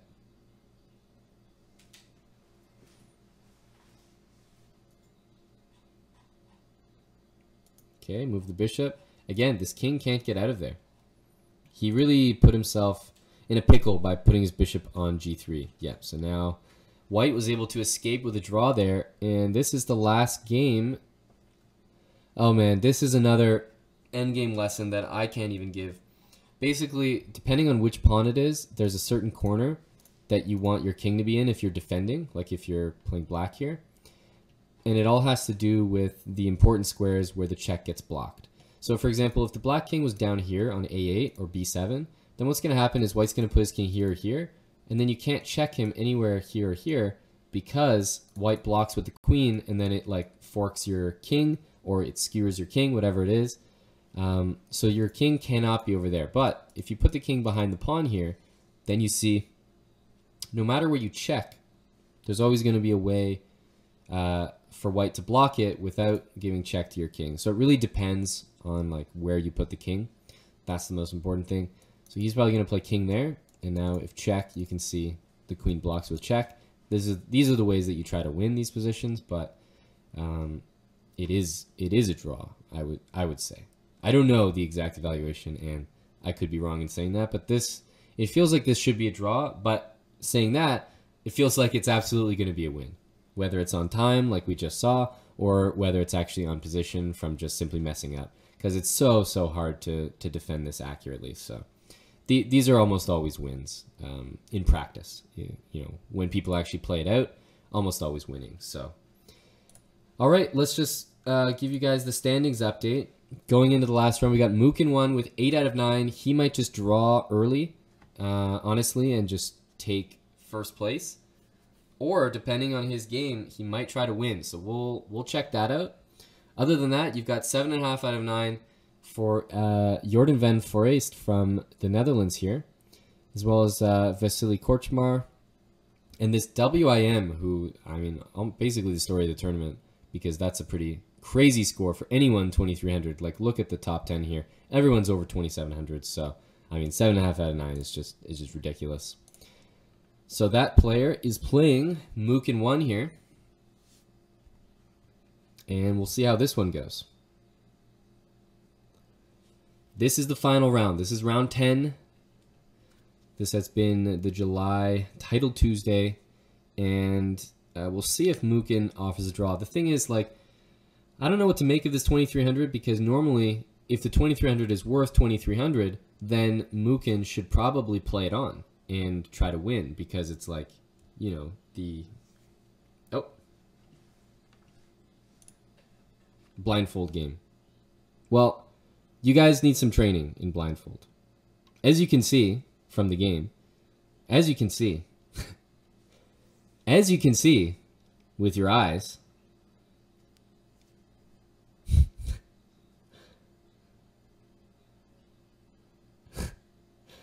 but what I was saying is that if I'm playing 2300, technically I should try to beat them if they're really worth 2300. But this 2300 seems to be worth like 2800. So honestly, like if I was white here, I would probably be scared enough to offer a draw. And he did. So white offered a draw just now, and the 2300 just declined, which is, I mean, I don't know. That's a little weird. If you're 2300, I mean, I'm looking for, where are the GM norms for Arctic 2? We're going to have to follow Arctic 2. She's going to be the next big thing out of Serbia because she's playing on here. She says no draw. No draw. And what do we have? A pretty symmetrical position. The reason that white is offering a draw, despite the rating difference, is because he's leading the tournament and he knows that he's going to at least tie for first with a draw if his opponent accepts. So we'll see. I mean, both players are clearly good here. I don't even know if we'll find anything between them, but c5 has been played. We're definitely going to see b5 in response. Then the knight comes back. White will play either b3 or b4, probably b3. You could say white's weak on d4, but I sort of disagree. I mean, that it's as weak as d6 is for sure. Nothing really between them. The knight on h5 isn't really going anywhere. And yeah, white's position is certainly very solid. Queen to b7. What's going on here? Maybe b4 or b3? One of those two. One of those two has to happen here. This is the last round of the tournament, guys. It's been fun. We got to find out if Mook in 1 can take the tournament here, or if there's going to be some fireworks in the last round. Like, if Mookin loses this game, then there's 3 people, including his opponent, Arctic, who can win the tournament. So, like, if Black wins here, Black wins the tournament.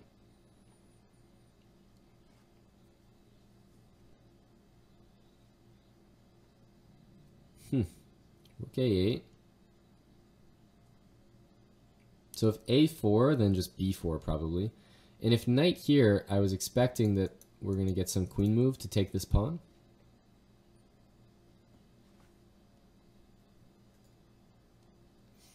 B4. Not something I would have come up with. So rook there. How do we defend this pawn? Maybe we don't, and we just take that? What's going on here?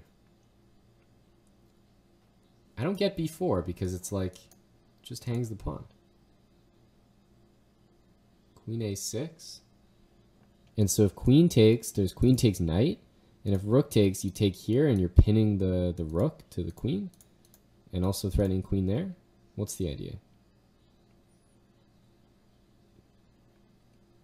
So rook there, we probably trade first and then take on a2. But I don't know. I don't know. Maybe take on a2. So if rook takes c6, that's what we have to calculate. Maybe there's like queen b1 and rook a2. It's a lot of confidence by black here because it seems to me like we're almost losing a pawn, but it's just not the case. It's just not the case. Maybe bishop f1. This game is a learning experience for me because it feels like black's always losing this pawn, but then there's always a resource or a reason why that's not true. Okay, so rook takes and then knight takes g3. Holy smokes. Knight takes g3. Oh man, Black refuses to lose this pawn. I can't do any more commentary. I'm just gonna sit and watch and find out why Black doesn't lose this game. Knight f4. Okay, so takes really does lose the pawn. Of course, this does lose the pawn, but it comes with a lot of compensation here. A lot of compensation. Yeah, so h5, undermining the pawns here. There's rook c3, there's knight e2 tricks, there's knight takes g2, getting the two bishops. What's Black going to choose?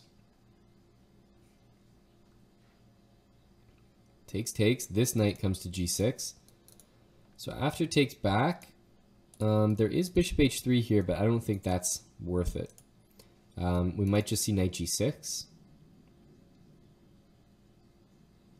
Because f4 is under attack. Knight g6 might be the simplest. Now, Mukin is playing very fast here. Mukin is playing very fast. Okay, so bishop takes h3 was played. I say we just take it, but yeah. So rook takes here. And if king g2 and then the rook moves somewhere, f3 is a threat, but knight takes f4 can be played. So what happens here? Just knight f4 and white seems to be winning. Okay, well, white's just better here, like, clearly. That pawn falls. There is bishop d4, but then there's knight f6 and knight g4. Knight f6, knight g4 seems like the best way to defend this pawn. But Mukin is playing very well. Considering his opponent has dispatched of a number of very strong players this tournament, I'm even surprised that he's holding his own here. Bishop takes f2 check. Yeah. Okay, so Black has opposite bishops, but is it really enough here? Rook c2 has got to be the move. Or sorry, king f4. I guess may as well take that free check. Here. But then take here, you push, bishop b6. Yeah, now it's just a draw, unfortunately.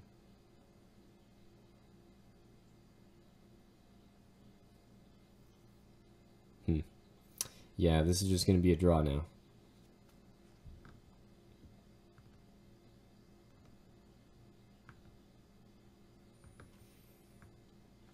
So I guess king takes. Obviously the bishop can defend the two pawns, but as long as you leave this bishop here, this should be drawn.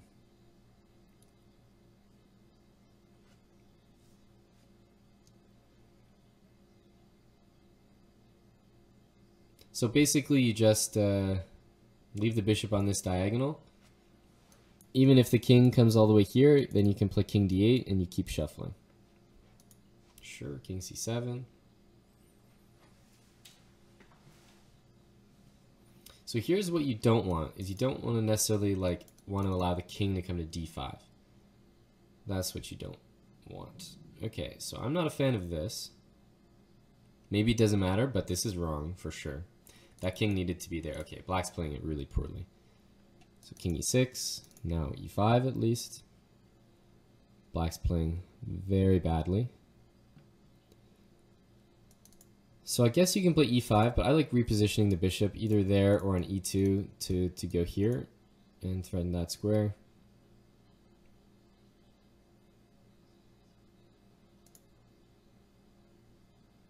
I like putting the bishop around this way and playing e5, but maybe that's not possible. So e5, probably have to play king d5. King f5 is also good. So you have a threat to play e6, e7. Okay, we'll see a check. And then probably bishop back. There's no king f7 because this pawn hangs. We'll see king c7. Now if e6, bishop goes there. He wants to bring the king around, but really Black is just waiting for white to play e6 and then trying to blockade on the dark squares. But for clear first, white has to win. King up. Bishop here. And unfortunately, when you play this move, the bishop just takes it, and then even though you can play there and take it, you win the bishop, but you don't win the game. That's why this is a draw. This is why this is a draw, unfortunately. By the way, Vasily Korchmar just won his game, so he has 8.5 out of 10. And he is going to be sharing first place with Mookin 1 when he draws, or if Mookin 1 finds a way to win this, then he wins the tournament. But I don't think that's going to be the case.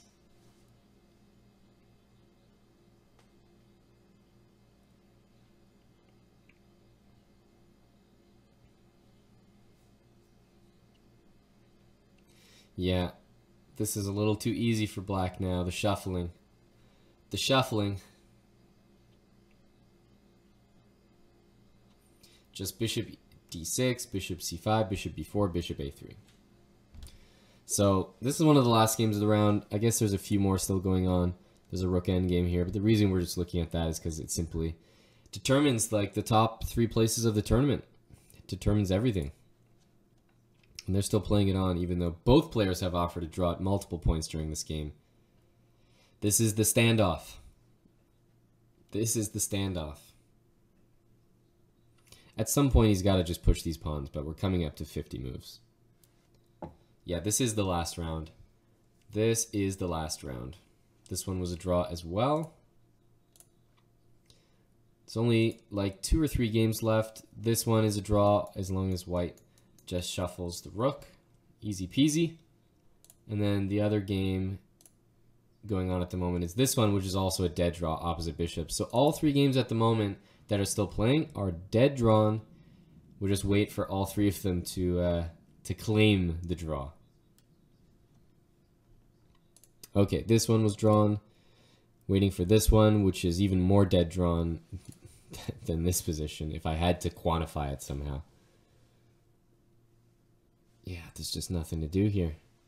Black always takes the pawn, and even though you can win the bishop, it's not good enough. Not good enough.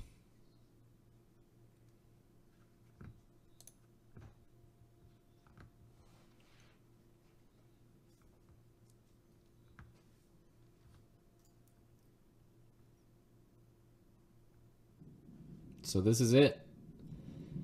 Got some people really dragging the tournament out. Like even for example, this game, these guys aren't even playing for any prizes. This is just nonsense. This game as well. Painful to watch, but those are the last 2 games of the tournament, guys. So that was basically Title Tuesday.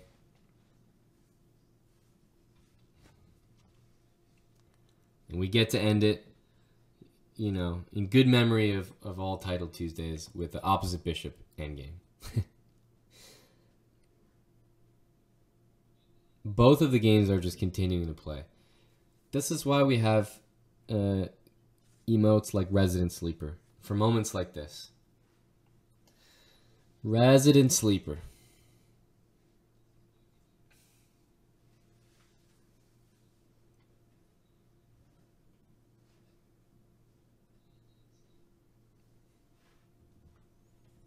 Yikes. Yikes. Why didn't I participate in this? Why don't you look on your screen right now and tell me if that looks like something I want to do. Well, you could also look at your screen and look at me and ask yourself if even where I'm sitting is something you want to do. But, hey, if I had to compare them, I'd rather be in the chat with you guys, throwing tomatoes at them. But there's 2 games. It's not just one. There's 2 games still going. I mean, these are just people looking for attention. Hey, look at my game. Oh no, he gave up a pawn. Now he's going to play 1,000 more moves? No. No, don't do it. I have things to do. I have a life to lead. Good Lord. The 50 move rule activates if somebody claims it. Otherwise, I think it's a 75 move rule that auto activates. That's what I think is the case. I do, Frank, but maybe not anymore. I'm going to miss my date because I'm watching two people play an opposite bishop position for 250 moves. This is why guys like me are single. Games like this. It's a real travesty. You wonder why there's handsome, good-looking specimens out there who are single. It's games like this. I can't deal with it. I can't battle. Oh, the other game has been agreed to a draw. So it's just this one.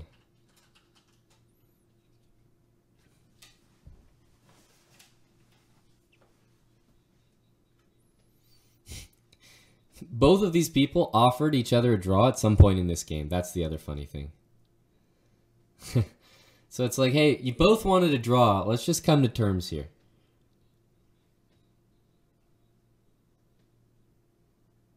Okay, so the other game's a draw. We're only waiting for this one. We should not give this guy his prize. Punish him. Take the pawn. The pawn. Take the pawn. Yes. Yes! I've never been so excited. I've never been so excited to have a game finish. Wow. The tournament's over. Mukin won, takes first place on tie breaks, but he shares the money with Vasily Korchmar. And let's take a look at the standings here. The tournament's over, so there you go. Dretch, that's Conrad Holt. Penguin, GM1, that's Andrew Tang, David Paravian, and Arctic 2 all had 8 out of 10, so they'll share third place prize money. But Mukin 1 and Vasily Korchmar will share first and second place together. But there you go. That is the Title Tuesday tournament for July. I know you guys had a great time, especially near the end. You know, it's almost just time flies when you're having fun. And I felt like we've been here for hours. And that's probably because we have. So we must have had a lot of fun. There we go.